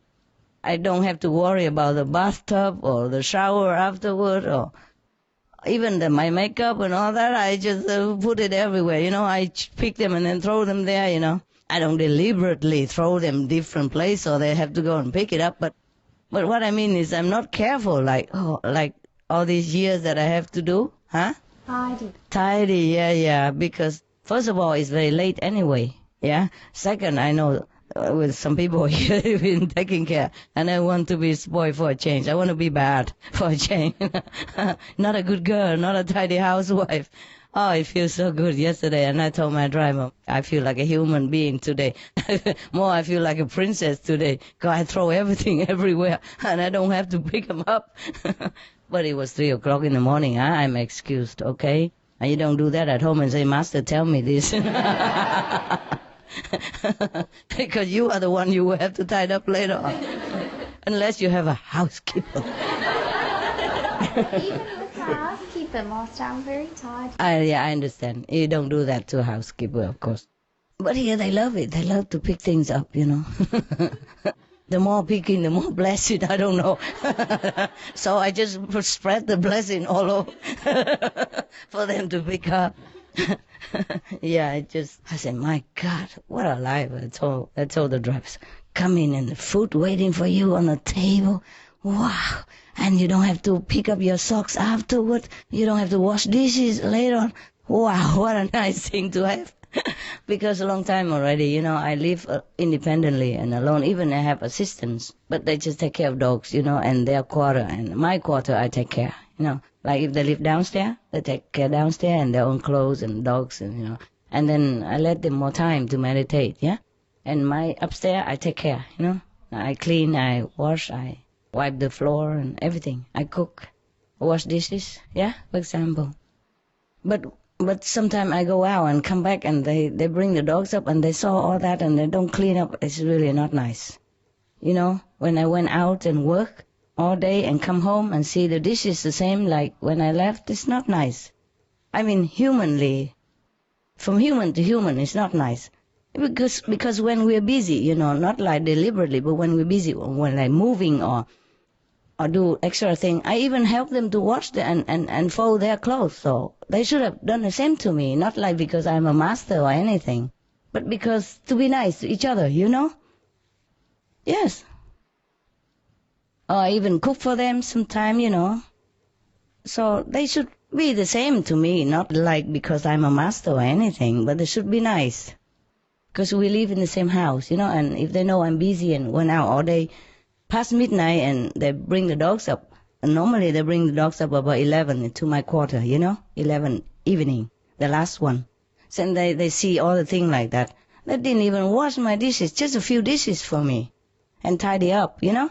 And just put a working list there, like what they want me to do, you know, like a shopping list or something. Working okay, but tidy up, no. This is not nice. I was really feeling a little stink, you know? Sting, yeah? Not stink, sting, yeah. I feel a little hurt, nah? A little hurt. I feel like it's not nice people, yeah? But I didn't say much. I just said, what kind of assistant are you? I mean, you know, I've been out all day and came home so late, and you shouldn't put the list there, right where the dishes and thing mess up in the kitchen. Not much. It's only 2 or 3 plates, you know, and some spoon. You know, at home I'm very simple, you know, just 1 or 2 dishes, nothing much. But still, you know, I could do it, of course, even if I came home late. I could do it the next morning or so, but it's not nice of them. You understand me? There are 2 people in the house, 1 man, 1 woman, and grown up already. It's not like teenage.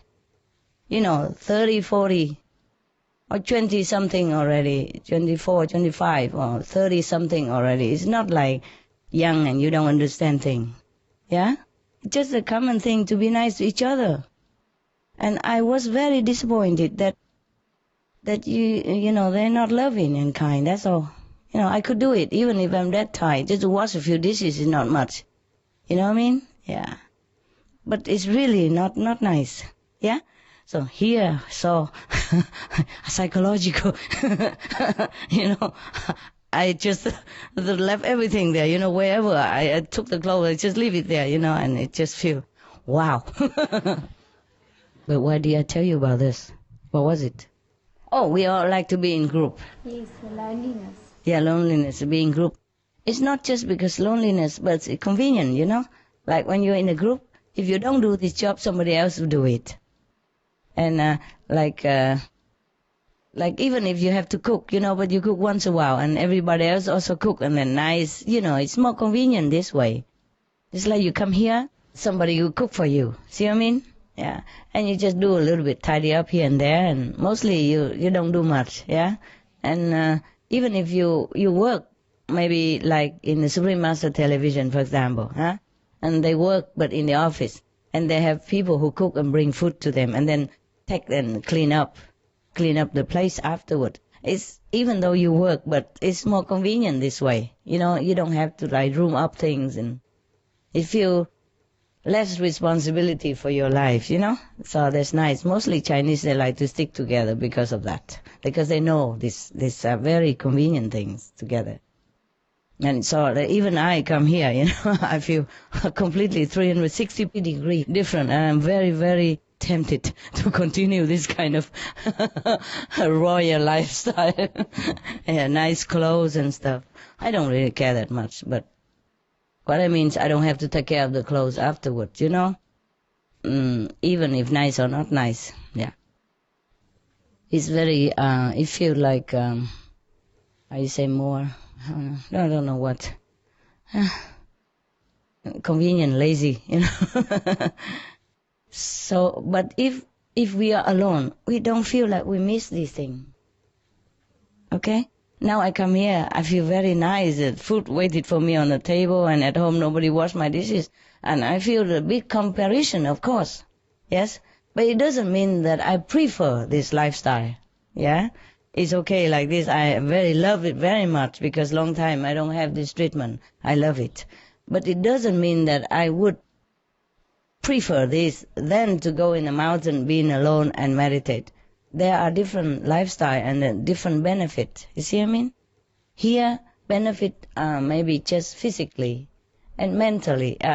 Peace, yeah? Peace. They don't have to worry about things. I don't have to go shopping and cooking and washing. Yeah, physically it's more convenient and easy. But if you're in a mountain alone, then you're more at peace with yourself and with the whole heaven. Yes. You can communicate more with heaven. Yes.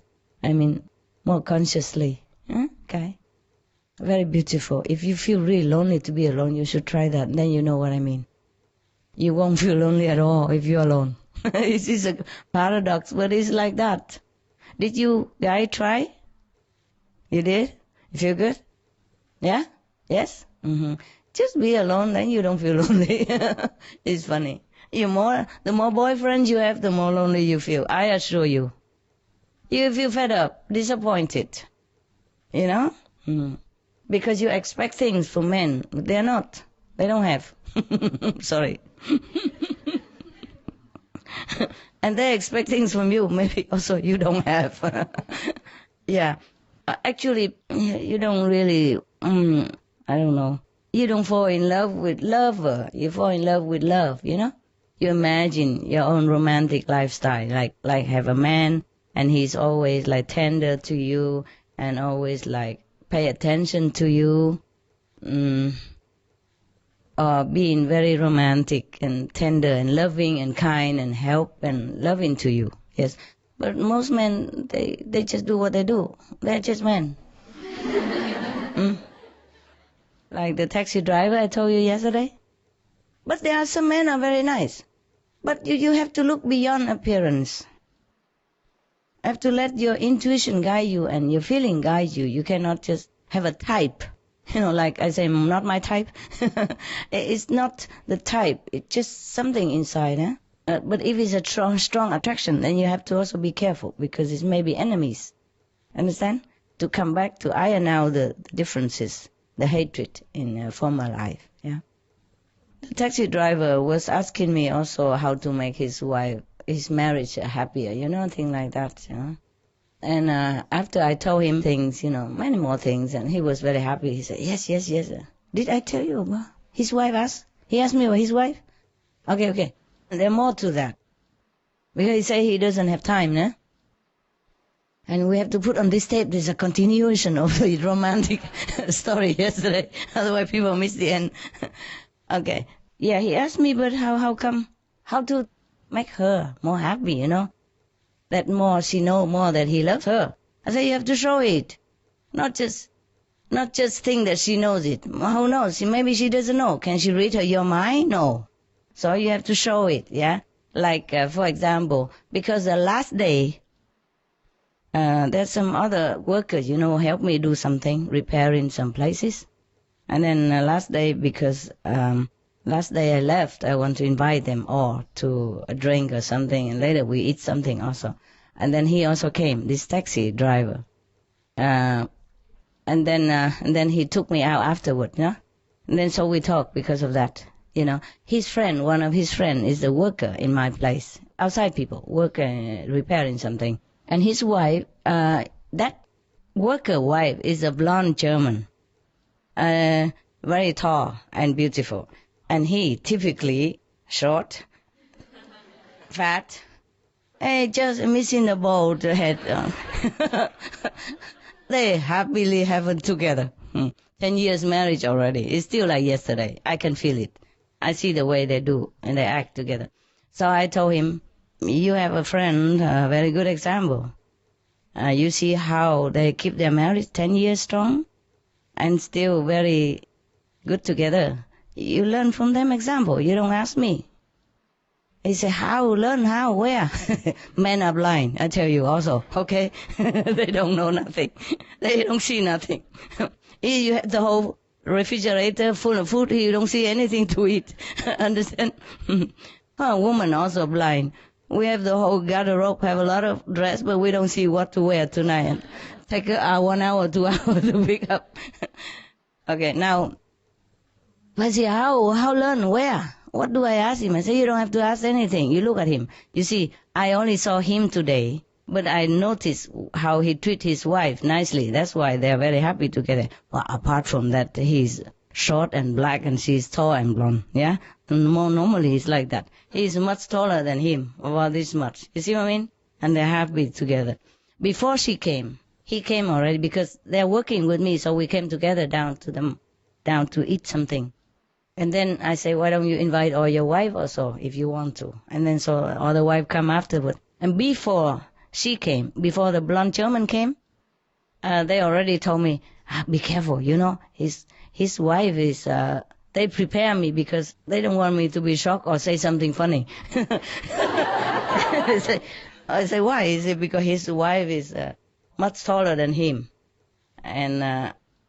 And he is much shorter. They do like this to me. I say, oh, so is she blonde, right? So they say, yes, how you know? I say, yeah, that's typical. Typical blonde people, always, you know, blonde and tall model. They always have a husband or boyfriend shorter, black, you know, like dark hair. They would be much happier if he has a big stomach and bald head. See? Then that's a perfect couple for the blonde. So that's why they were surprised why I know she's blonde before I even saw her. I said, I know, I saw many couples like that, and they're very happy together, and they are also like, I said, yes, they are. I said, yeah, I know it. So I told the taxi driver, you learn from that example. You see, look at him. He is not handsome at all. I said, but don't tell your friend. Don't tell. And besides, he already married before, and he has 2 children before her even. But this second time marriage also have 1 child. And they're very happy together, you know. And the child, the later one, very handsome, despite the father. Very handsome, intelligent, very open, very lovable kid. Compared to the before the first marriage boy, who also came along, but he looked different. He looked reserved, serious, and not smiling and not open. I guess because of broken marriage. Because the half big brother knew that now his father loved this family more and left him because of her, or maybe no matter who left whom, you know, father is more with this family now, have his own child, probably love this younger second marriage son more than him, or that's what he think, you know. Of course, and so he's not very open and not very happy. You can see it in the face also. And this child is very, very absolutely happy, confident, secure. It's just because of good marriage.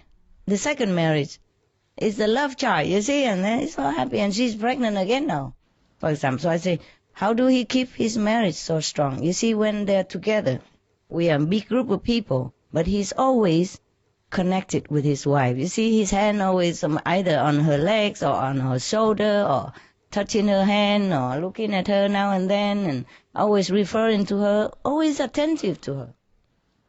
And you see, she's so beautiful, blonde and tall and blue eyes, and you see, he's so ugly. I said, don't tell your friend.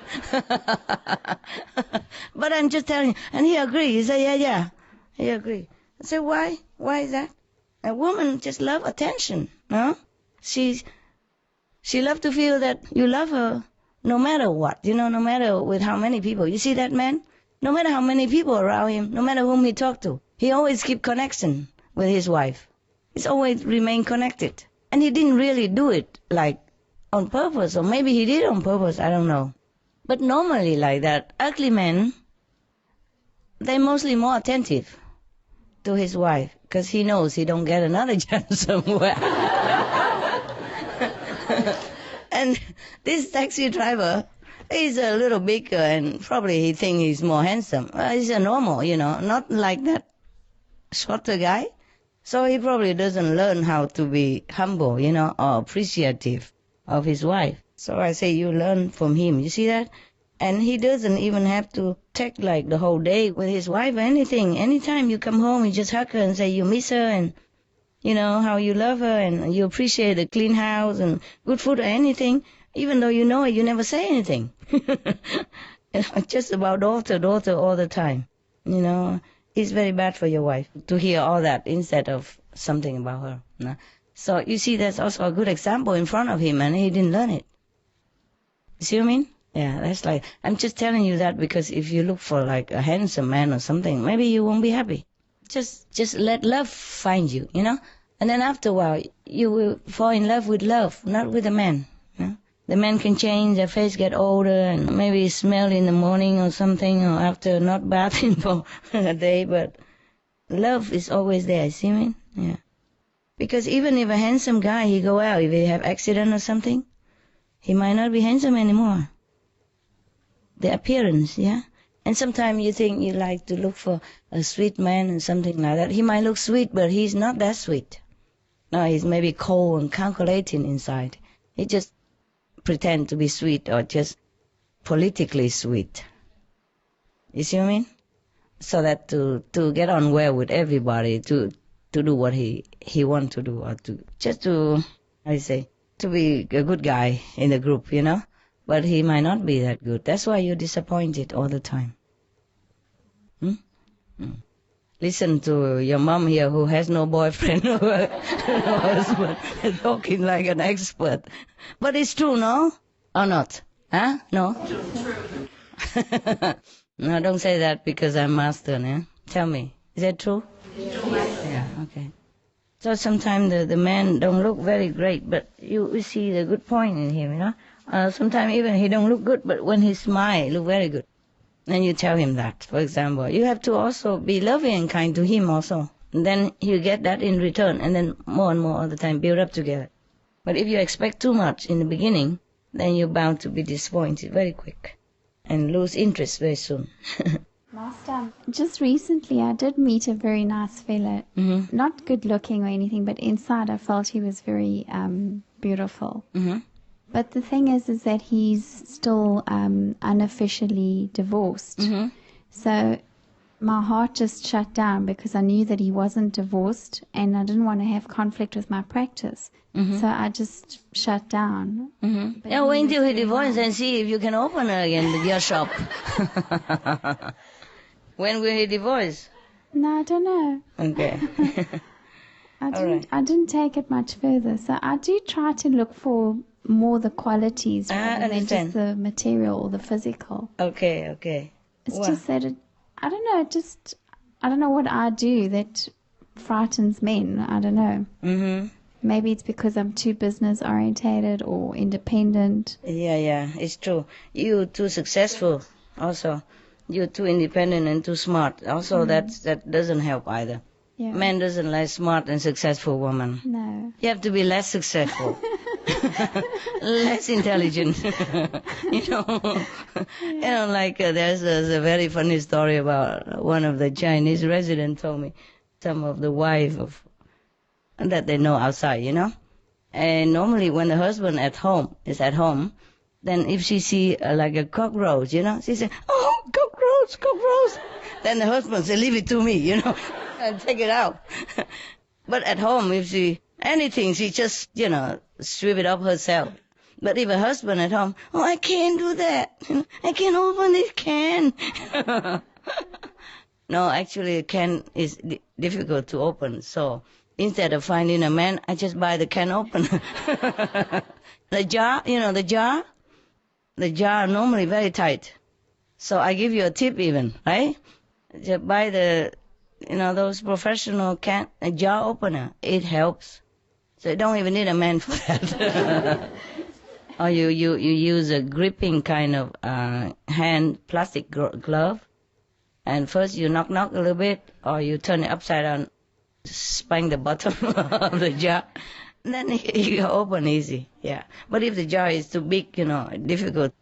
I don't know why I tell you about the jar, man. What's a boring thing? Yeah. Okay, so wait until he divorce. Maybe try again to see if it works. Okay. Yeah? And then, Master, about the Yeah, you know what? You say you try to look for a quality man, but then you try to look for a married man so that you can have excuse and tell me that, oh, he's married anyway.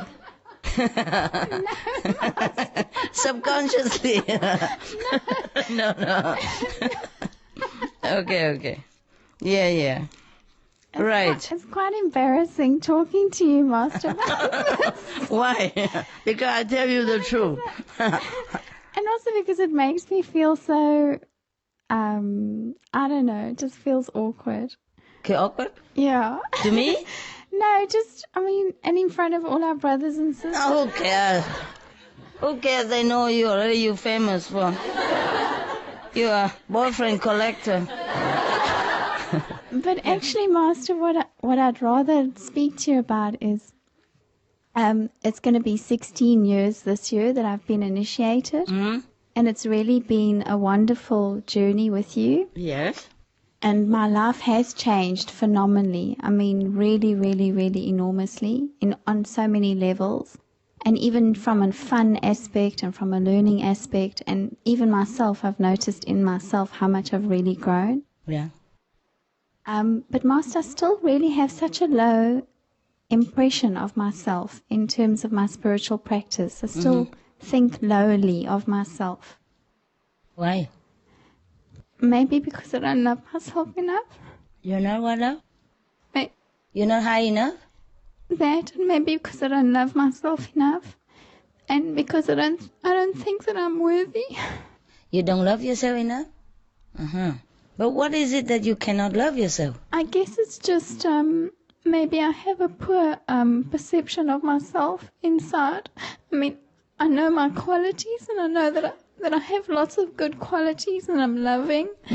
And I like to be kind and generous to people, but at the same time I can really get irritated with people and really get agitated. I do too. Look at what I did yesterday. I kicked the guy out even, not just irritated. And the more I try this, the less I seem to achieve. So, and then of course when I behave really badly, like if I lose my temper, then I immediately think to myself, I've been practicing for so many years, I've gone to so many retreats, and look where I still am. Yeah. But I do know that I have progressed. It's just that I feel maybe I've been really slow. And obviously I'd like to change that. Oh, don't worry, honey. I get worse now than before. Is it? No. When I was married, I was sweet and honey. And look at me now. I fired the guy on the spot. You see, so that's also why I feel lonely, because of that constant mental that's going on. Oh, okay, don't worry. Myself. Don't worry. You're okay. And then the other reason why I also feel lonely is because I'm not really well liked at our center, and I don't feel understood a lot of the time. Yeah. Why? But even with outside people, I don't feel understood. Yes. So it's funny, huh? That kind of also adds to the loneliness. Oh, so sorry, love. No, I feel better with outside people than with the inside people. I told you, all the taxi driver in love with me. The Monaco driver, the special car come here, princess. Oh, just for you. So I'm not complaining, Master, like with my practice. And don't worry, I'm worse than you. Yeah. Okay. It's just that I wish I could be better. Outside people, like with business dealing people, or just normal taxi driver, for example? What do you mean? Whom that you don't get on well with? No, like the outside. If for instance, if I go out on a date. The what? Like, the date? As an example, if I go out on a date, yeah, then I really feel out of place. In business, for some reason in business, I'm really very good, but in business it's never really about me. It's always about serving my customer or my Then client. it's good. Then you're good. Then you're good. That maybe that's, we are not all good at everything. See? Sometimes we're good at something only, and we're born to do that. Then it's good. Maybe you shouldn't date at all. Maybe don't you ever consider that? I do. I go for long periods without dating. I mean, I went for almost a year without dating anyone. Almost a year, wow. No, and then I get a lot of pressure, Master. I get... Imagine me. Almost a year, eh? Well, Okay. like in that year, then there's no coffees with anyone or no social, you know? I understand. But then I also get a lot of pressure from my customers. Like my clients, they say, you know, you're 40 already, you got to get married. Oh, who cares about them? You know, like when are you... Just tell them you're lesbian. They think that already. Nowadays, very in. You be lesbian or gay is in. Yeah? Tell them you get on better with women. Yeah. But all women are taken, so you're lonely. That's normal. Okay. So the self-esteem, I think, is really the big issue, Mom. I don't know why you have your self-esteem so low. You're doing well and you're so good and so devoted, you know what I mean? I am devoted. In my opinion, yeah? Thank you, Master. But am I okay in my practice? If you're going out of the date and you feel out of place because maybe that date is not fair for you. It's not good for you. Maybe you're just lonely, just grab a man just to pass time. Yeah. Maybe you're not sincerely looking for a date, that's why. See what I mean? The poor guy, don't. He doesn't know. He probably are serious, you know? And you're just not serious, so try to be serious next time. But never mind, even if you're not serious, you know, people are not just go out to coffee and jump into marriage right away, you know? Normally people get to know each other and that's normal. And if it's not suitable, then why not, you know, just, or what? What's wrong with that? Out of date maybe because he doesn't know how to talk. Most men, they don't talk much, you know? Yeah. Yeah.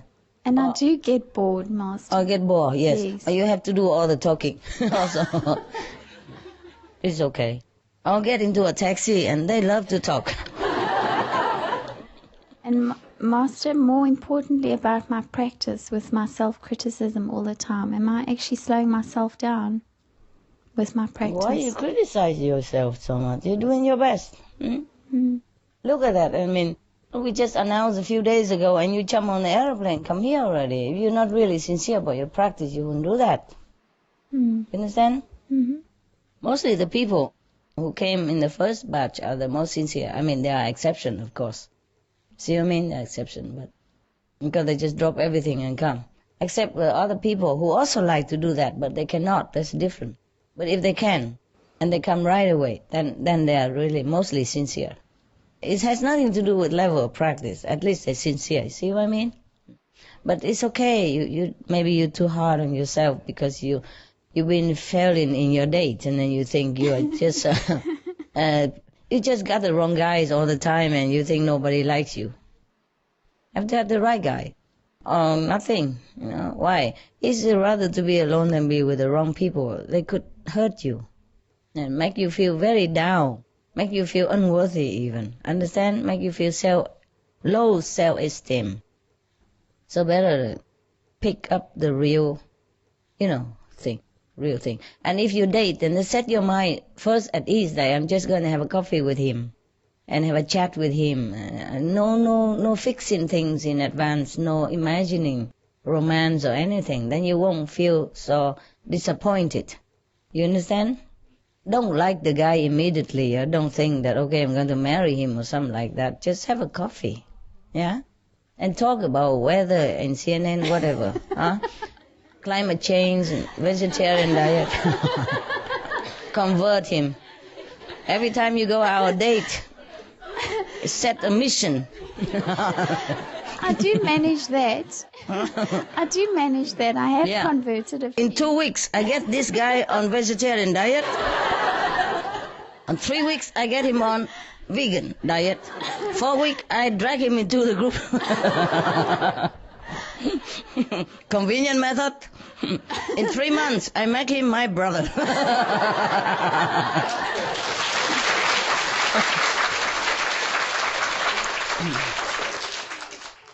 Then you have some goal to reach, You're funny, Master. Crying. What are you crying? So funny. Laugh too much, tears now, huh? I thought you were crying. I thought I'm hurting you or something. Okay. Yeah. No? What is it so funny? This her life story is like that, always the same. Every time she come to me, it's another boyfriend and and some trouble with him. What can I do with her? I can only make fun, so she don't take it too seriously and crying all the way back home. It's nothing serious, really. You know, sooner or later you leave the man. You know, I mean, we will leave this world, so don't take it too seriously. Men mostly they're stupid. Oh my, I'm sorry. No, I don't mean. I don't mean like that. I mean, they're not the way you expect it. They don't express the way you do. Now, women are more emotional, more expressive, okay? More sentimental. Men are not in this department. They are very stupid. They're good with driving car, though. I mean, they're good at something. And they're good with computer. They love gadget. They love machine stuff. At least it's something. No. Men are good driver, no? Mostly. And at least they can open a jar for you. That you cannot do. Huh? Yeah, I mean, if I live in a house with a male assistant, the chances that I always call him to open the jar for me. Because sometimes I move so fast to different places. The jar opener, I forgot behind. Then the chance that I can never open it. Even I wear gloves and tap in his bottom, everything I can still cannot open. So if there's a man, at least he can open jar for you. What are you complaining about? Huh? So hot water also helps to open a jar. Yeah, I know. I run it under hot water sometimes, but when the mouth is too big, you know. My hand is small. Yeah, I know all the tricks. I just can't do it. If it's small, it's successful. Yeah? My tricks are successful. What I mean is, when it's not successful, then I have to call the male assistant, and it's quick. It's 100% that he will open it like nothing. So sometimes when I live in some places, no electricity, you know, and maybe just solar light. But then you have to pump water sometimes, and the electric generator.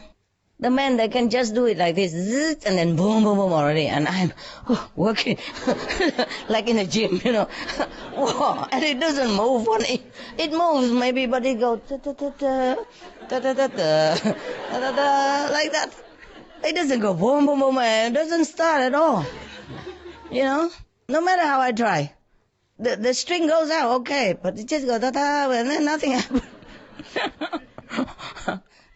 So men are good at something. Don't be so disappointed. And look for this quality, you know. A generator starter. Huh? I say, jar opener. Master, can I maybe give her a bit of advice? Give some advice. She badly needed. I think if you stop looking, often things come to you. It will come. I told you, let love find you. See, just lonely, too lonely. Meanwhile, almost a year already. Sometimes you have to wait longer, no? I don't know why you're so lonely. Go in the mountain. Be alone. No.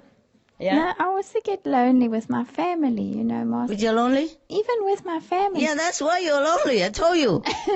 You're lonely among people. Because I'm different, yeah. Yes, I know that. I'm different, I know that. So it is Don't worry. for them, Don't worry. you know? You cannot be worse than me with my assistant. Yeah. The more assistant, the more lonely I feel. Yeah. Yeah. Yes? No, I wanted to talk to you more about my meditation. Yes. Because, you know, when I listened to you on the videos and when you said you came out of your 100 hours, then I can feel this deep sense of longing to wish that I could do something like that too. Tell you, go to the mountain. But Master, I really struggle with my meditation. My concentration is so bad. I understand. Because you work. I do. I push and every day I meditate. But really, for me, it's like work. It's not blissful enjoyment. The only time it's bliss is when I do see you, when I come to the retreat. Okay. Otherwise, it's all... I have to open this and they'll let you come every day then. Listen here. Why you come here, you feel good. Because you know here nobody reach you. No phone ringing. no expectation from you, nothing, no family member, nobody expect anything from you. The same if you go alone in the mountain area alone, or be alone somewhere without people who know you, that know you where you are. You know, without responsibility. Turn off the phone. Well, it was easy for me because in that area there's no phone. Phone don't work. Yes, the phone doesn't work at the time. But doesn't matter still. You don't let people know where you go for a while, at least for a few days. And if you can, then do longer. You feel different. Here also the same. Even though you are among brother and sister, but you know nobody expect anything from you. You are you're fully free of responsibility. That's what it is. At home, I told you, even with my dogs, they also love me very kind, and I love them so much, but they also are responsibility. And I have to see, oh, how come you're limping? How come you're scratching here? You know, how come you're so quiet today? If you bark too much, why you bark so much today? It is, and at home with your family or your dogs or you always have to be dragged into their world also. You see what I mean? And so you are not completely free. That's why you feel good here. Not because you see me only, but because you know here you are free.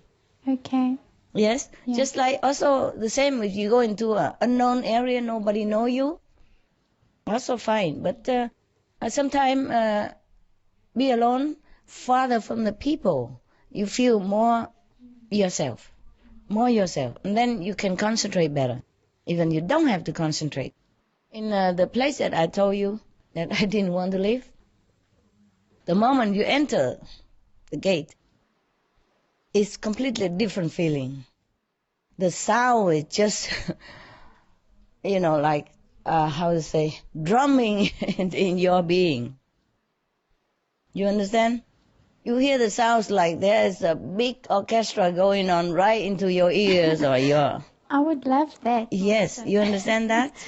You understand that, you see? I haven't had that experience, but I understand, So find some place where you can feel that is your home, you know, your place that you can do retreat now and then. It don't have to have even running water.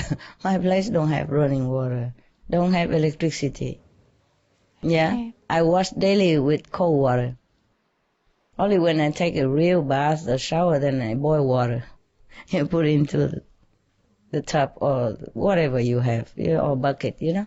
You don't even have to wash every day. There you will feel clean. We only feel dirty mostly because of worldly, dusty contamination, and also people's energy. Yes? And the more you know people, the more you feel more agitated. Because the people who do not have a spiritual inclination, they are more heavy. They're heavier than you, perhaps, even though you think you're lousy. But at least you have somewhere to turn to, you know?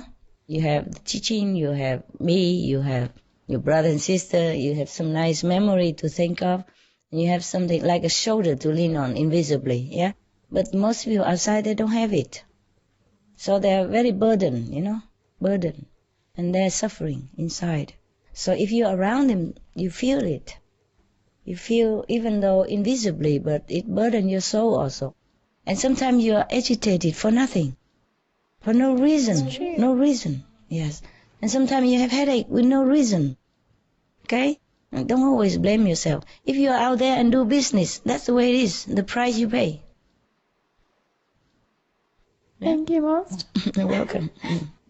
It is truly like that. Even I feel it, you know? Like in a place I live, there were a dog center nearby, just recently.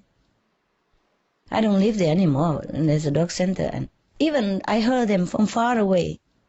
I am reminded all the time that they are in trouble, that they're suffering, you know, because not all dogs are adopted immediately. They stay all together in the center, and they have to chain them, you know, so that they don't go and fight with each other also. Some dogs are free, some dogs are in cage, some dogs are in dogs' place, some dogs are chained because they don't have all the places. You see what I mean? Even though I help them now, I give them money and food and, you know, anonymously, of course. I just tell my assistant to go and drop it behind the gate. That's it. with a few thank you note for taking care of dogs. Even though I do help them, but I still feel burdened. Understand? The life that they have, the suffering they are going through, it burdens me, and it's not easy for me to meditate even like that. Or when I deal with assistant even, they constantly make trouble and I cannot even drop them in my mind. You see what I mean? Like, just forget it, it's not that easy. So when you're doing business, there are more responsibility, more trouble, more complication. And at night when you go home, sometimes you even take your work with you. So how can you even meditate? It takes very long time to meditate, and by the time you struggle to be free, you're already too tired, you sleep already. See what I mean? It's life like that, c'est la vie. Become a monk, do something. Save all your money and then go in the mountain, buy a small little hut, or don't buy a hut, just take a tent. Yeah? I go to my beach apartment for like 4 days, and then I sit on the beach and meditate there. Then it's okay, good. I feel good there. Yeah. And if people there don't know you, it's even better. I mean, the one, maybe they know you, but they're not associated with you. They don't know who you are and working. They don't expect things from you. That's the best. Even you be among outside people. Just free, feel very free. Yes. But it depends on places, of course, I like mountain better, because beach are always some people there. They come around and they smoke, and some big guy with the radio blasting around you, Or some guy come and try to pick you up and stuff, I don't get that. Huh? I don't get that. You don't get that? You don't get that lonely man came and pick you up on the beach? Yeah, but a quiet, lonely mountain is a good place. Yeah, I'll try. You can hear the voice so loud without even effort. Yes. In the city, you can hear the sound also. But because of so much noise around, you seem not to hear it. It distracted your attention, And so you don't even hear it. Not because the sound is not in the city. The sound go in the mountain. It's not that, but the mountain's so quiet. Beach also good, yes, but it's just always a chance that the people around, and you're not free to meditate the way you want, that's all. Well, never mind. Here is good, at least come now and then. Okay, it's open now. Anybody can come anytime now, right? But it's long way, hey. How many hours? Master, it's about 10 hours for the one flight and then 1.5 for the other. So it's about 14, 15 hours. But the funny thing is, I'd already booked to go to Taiwan for 12 days. To do what? Just to go and meditate in Taiwan. In Sihu? Yeah, okay. From the 29th of March to the 10th of April. On this? Oh, just coincidentally? Yes. And because I had a feeling that you would see us, but I wasn't sure when. And I wanted to meditate. I felt I wanted to meditate and recharge. So I made plans to go to Taiwan. Yeah. And then, of course, your announcement came. So you changed the ticket? No, I kept that ticket. I'll go another time. And then I bought another ticket for this one. Wow, you should feel lucky that you could afford it. Yes, thanks to your grace. Yeah, you're a very lucky woman. I don't know why you're lonely and sad. People say if you're lucky in money, you're not lucky in love. Some people say like that. Yeah. Maybe that's why I'm lonely too, I just have money. So, Master, I put my name down today to stay longer if I can. Yeah, sure. Stay as long as you want. Thank you, Master. Everybody, every of you. And the people who book for they can also come earlier, huh? Is somebody responsible there? Yeah? They can come earlier if they want, huh? Yeah. They cannot be worse than Bangkok, Thailand, I mean. Yeah. Bangkok.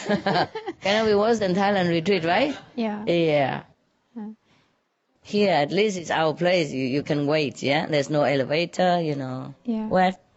So if I can stay longer, I'm offering my services to you if you need my help with driving or anything. Not that you need it, but I'm available to serve. Thank you. But you cannot stay as long, 3 months only, right? Something. No, I'll stay until, if they allow me to stay here, I'll stay until the 9th of April. Oh, that's not much. So it's not much. How much can you drive me?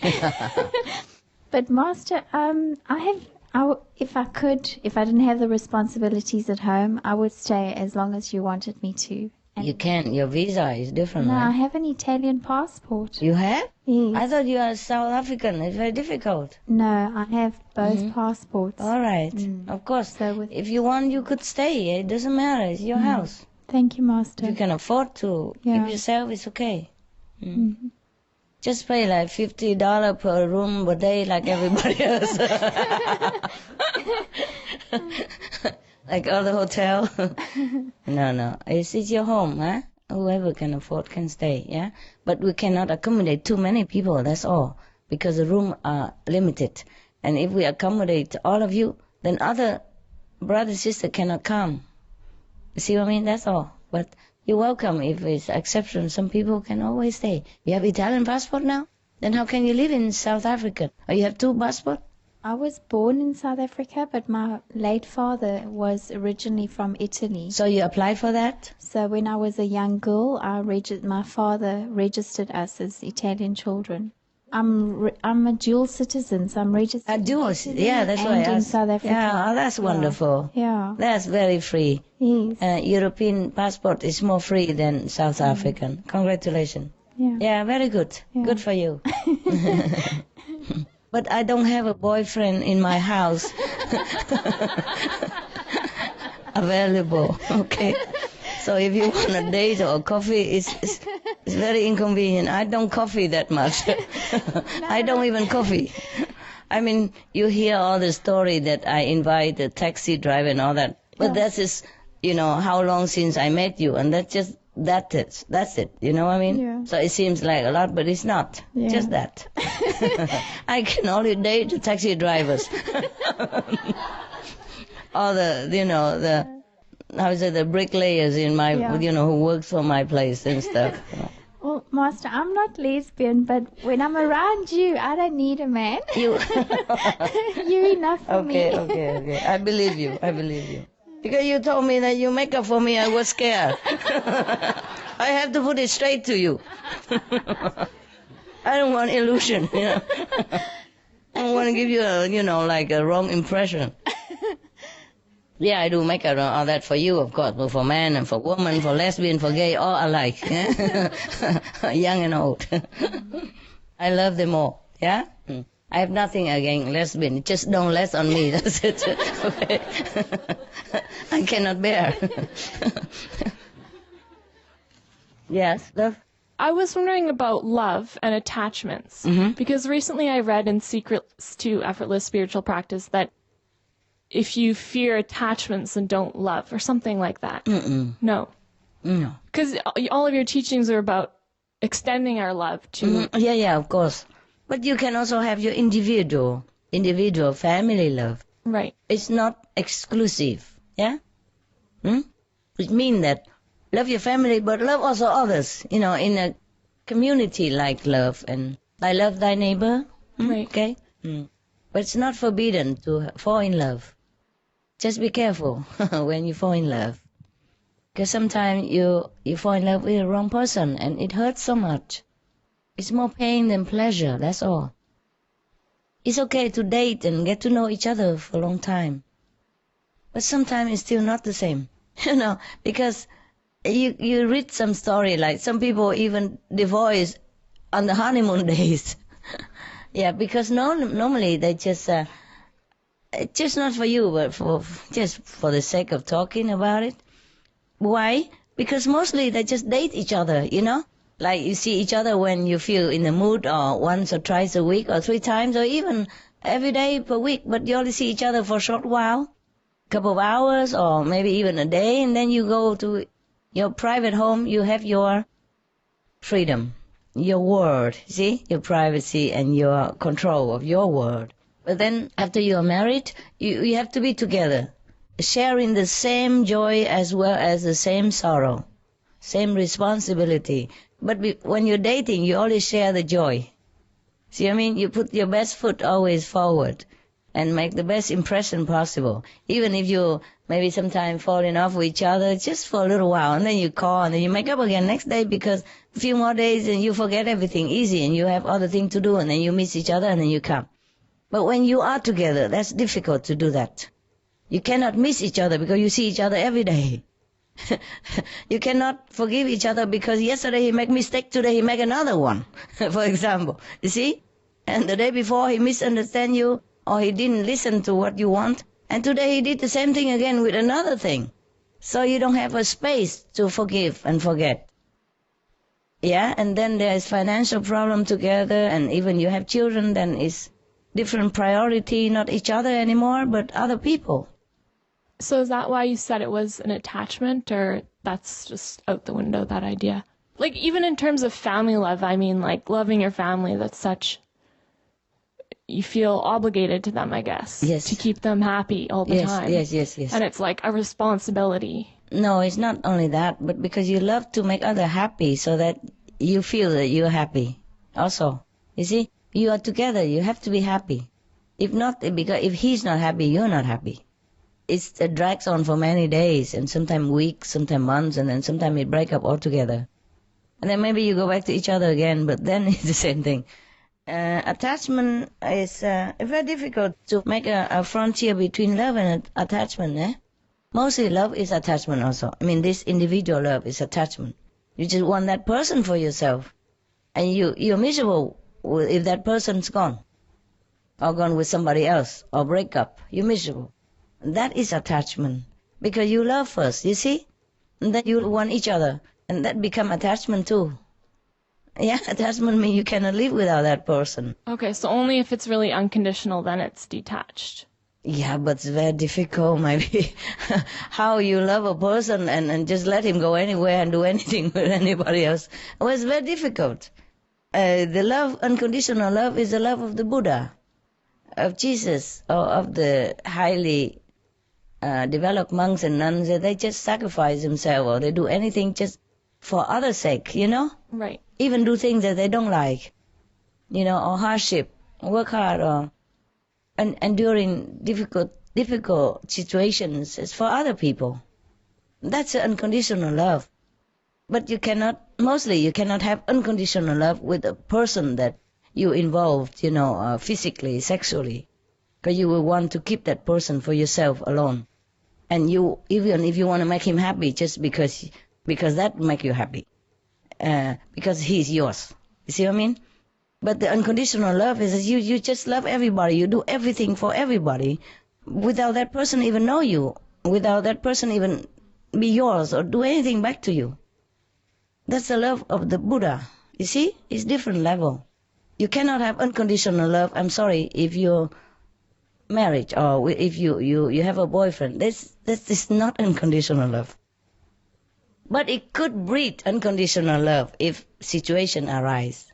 For example, you have a boyfriend or you're married to your husband, yes, but he's very ill, yes, and then maybe he needs a liver transplant, and then your liver is matching.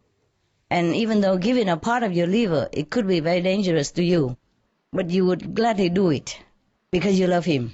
And that's also maybe unconditional love, or partly or highly unconditional love, okay? That could also be unconditional love. But still, because he's yours. See what I mean? So it has a little bit of condition in it. You want him alive for you. See what I mean? Yes. Or you cannot bear to see him die or suffer. Yes, because he's yours. Because you're deeply involved with him. You want him there. You want him in your life. Yes? But the unconditional love is that you help, you do things without wanting that person around or doing anything to you or even know your name or even know your face. Don't even think about anything. Just help because he needs it. Whoever, wherever. See what I mean? Yes. Yes.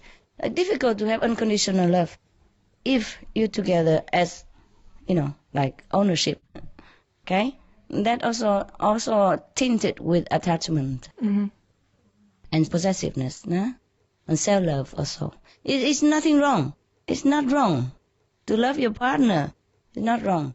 It's not the great general love like we love the world. You see what I mean? love the people in need, yeah, it's different. But it's different. Personal love is very deep and very satisfying also. Yeah, if you love each other, you live for that. It's very good also. I don't mean bad or anything. But it's difficult to be not attached if you have a partner love. You see what I mean? It's also a part of God love. Eh? Part of, yes. Any love is a part of God's love. Even if you love your enemy or you love your boyfriend, it's a part of God in him that you love, attracted to you, okay? Just don't forget always that he's also part of God. And love him as thus also, not just a physical being.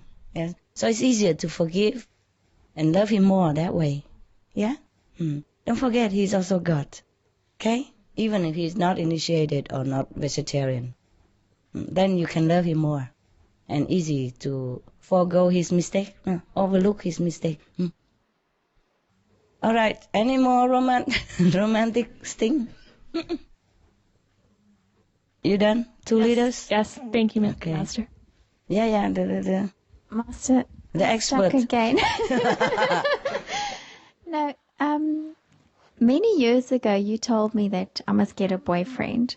I must? Yeah. You say I must? You told me I must get a boyfriend. I must get a boyfriend. Yeah, and then the one time I asked you, why do you say I should get a boyfriend? And then you said to me, well, why do you think? So then I said back, well, I think maybe because it'll make me more loving. So there's still a part of me that wonders about, is it true? Would me having a boyfriend, someone to love, make me more loving, which will be better for my practice? Yeah, I don't know, because you have tried many times already. I cannot swear anymore.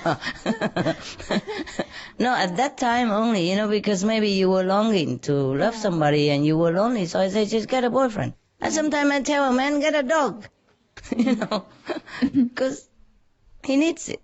You need it, okay? I just want you to know that you're free. You don't have to be so ascetic or anything. Yeah. If you really want a boyfriend, just get one. That's what I meant, I guess, okay? But of course, if you get a boyfriend, then you have to be more considerate. You see, if you are an inconsiderate person, then having a partner will make you more considerate. He will nag your attention all the time. You cannot just forget him. You cannot always think about yourself. You see, when you eat, you have to share the food with him. When you sleep, you have to share your bed.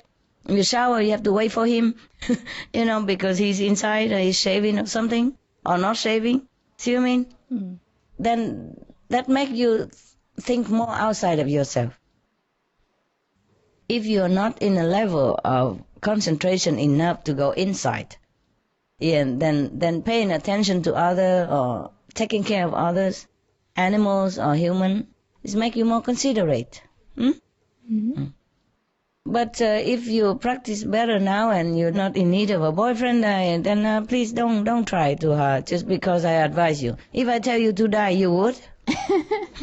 Blame me or everything. Yeah, the same. There's another assistant, he told me that you told me to have a girlfriend, Master. That's why I have a girlfriend. And I suffer. I say, come on, if I tell you to die, you die? He said, that would be very hard. I say, I imagine.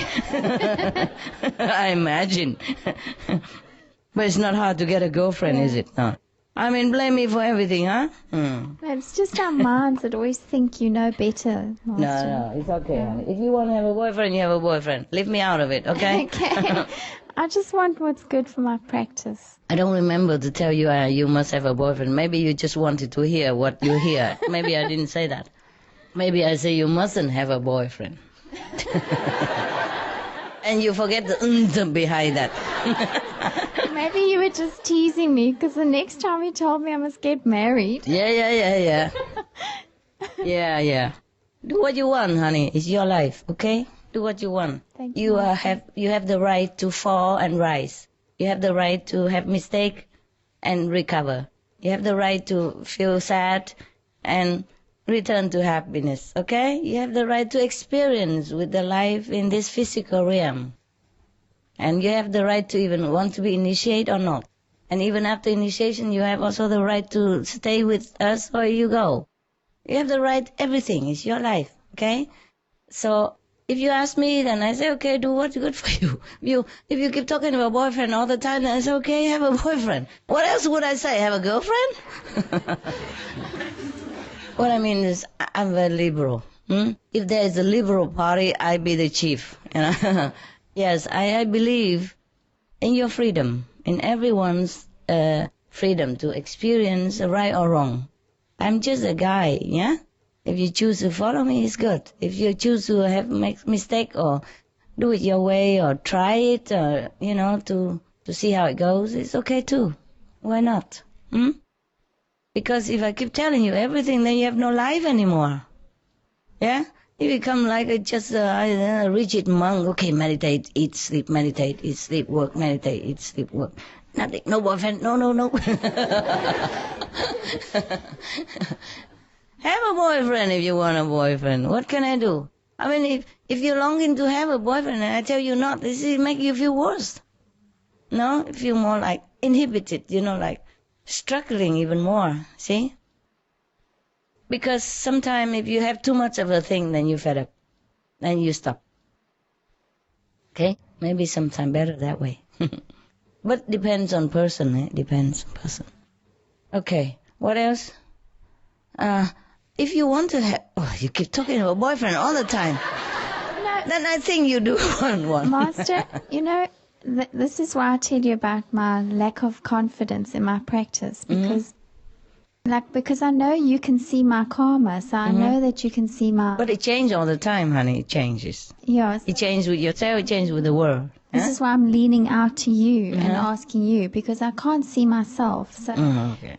I don't see what's good for myself. Like if somebody came out to me, intuitively I can sense for someone else very well. But when it comes to myself, my sensing is very bad for myself. Understand. So that's the only reason why I'm asking. Never mind. Have fun. Try him, and if it doesn't good, kick him out, get another one, whatever.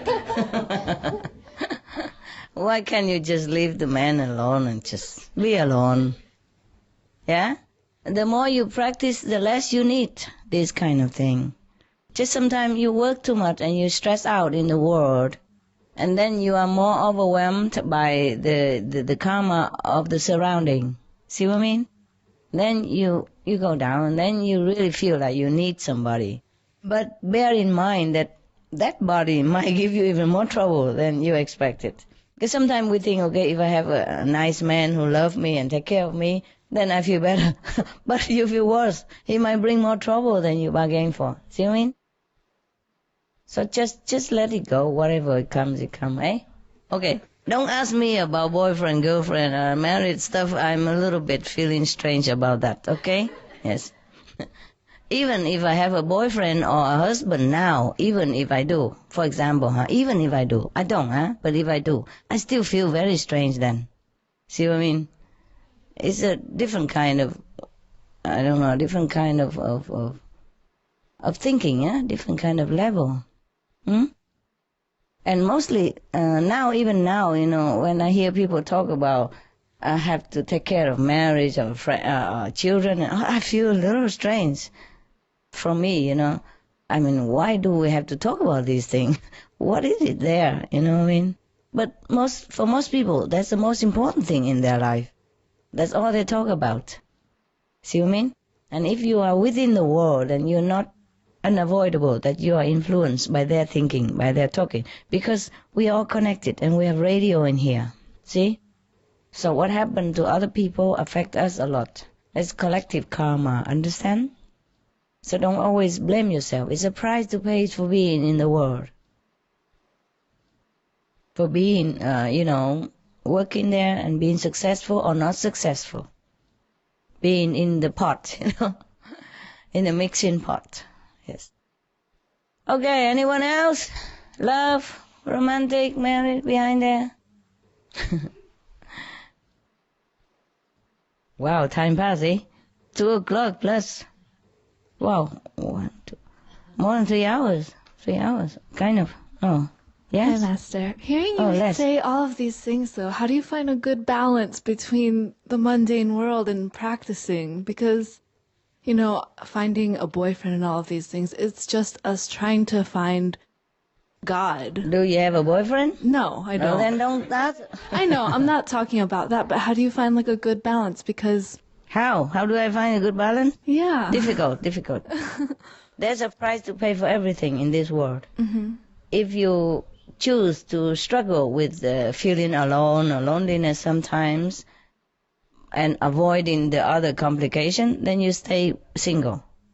But if you want to pay the price for having a taste of, partnership, yes, then there is also other complication to go with it, His or her personalities, his or her background, his or her complex or level of consciousness. You see what I mean? That bring things into your life, whether interesting or miserable or, or sadness or trouble. But not even like regarding boyfriends, because you say that, when we mix with the outside world, we get influenced by other people's thinking. Definitely. Then how do we know that what our own true thoughts are?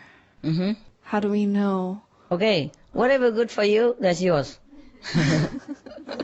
Whatever you don't want to, but still bugging you, that's not yours. Okay, I don't know what I want though. I feel very lost. Mostly, what do you want? I don't know. My life is a little bit strange right now. I'm like in what? A good transition.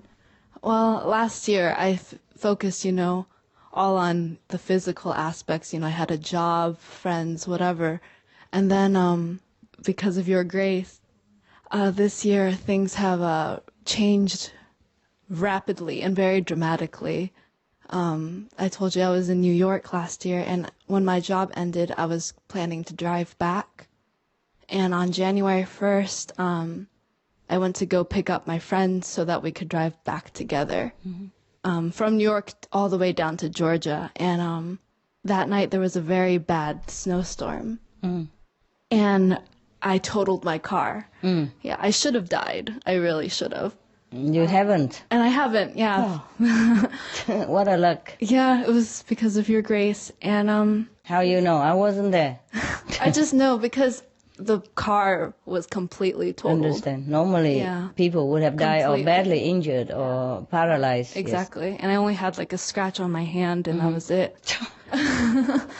But Congrats. Yeah, and since then, things have just been moving so rapidly for me. I was at home for about a month, and I was really depressed. Why?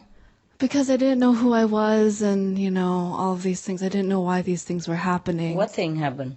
Just like car accident? Yeah, and like family life, and all these struggles. Yeah. And then I went to Cancun just for a retreat for myself, and I felt like I was reborn there. You know? Good. I came back home, and I felt like a clean sheet of paper. Oh, good. And should go to Cancun more often.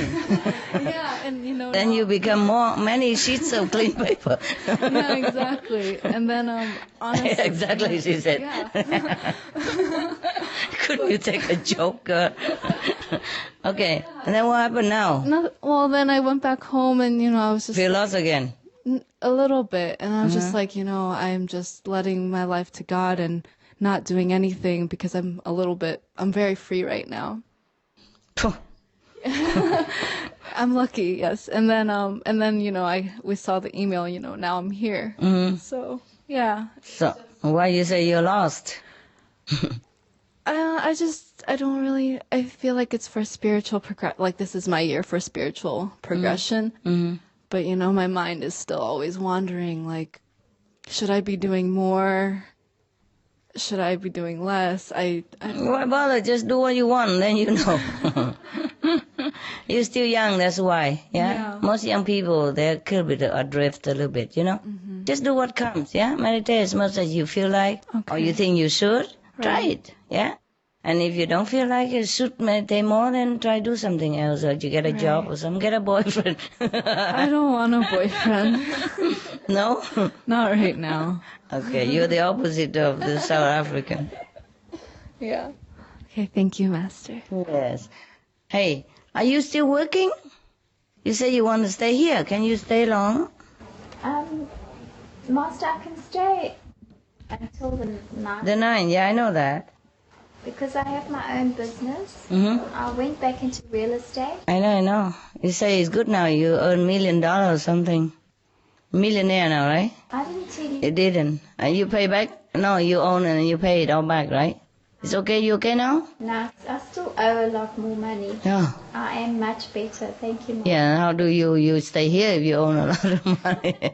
Go back to work, that's it. Yeah, because, I mean, there's enough money coming in to allow me also to have the space. Yeah, it's okay. Because this is really important for me, Mom. Yeah, of course. What I mean is, you do retreat, but then you go back to work, yeah.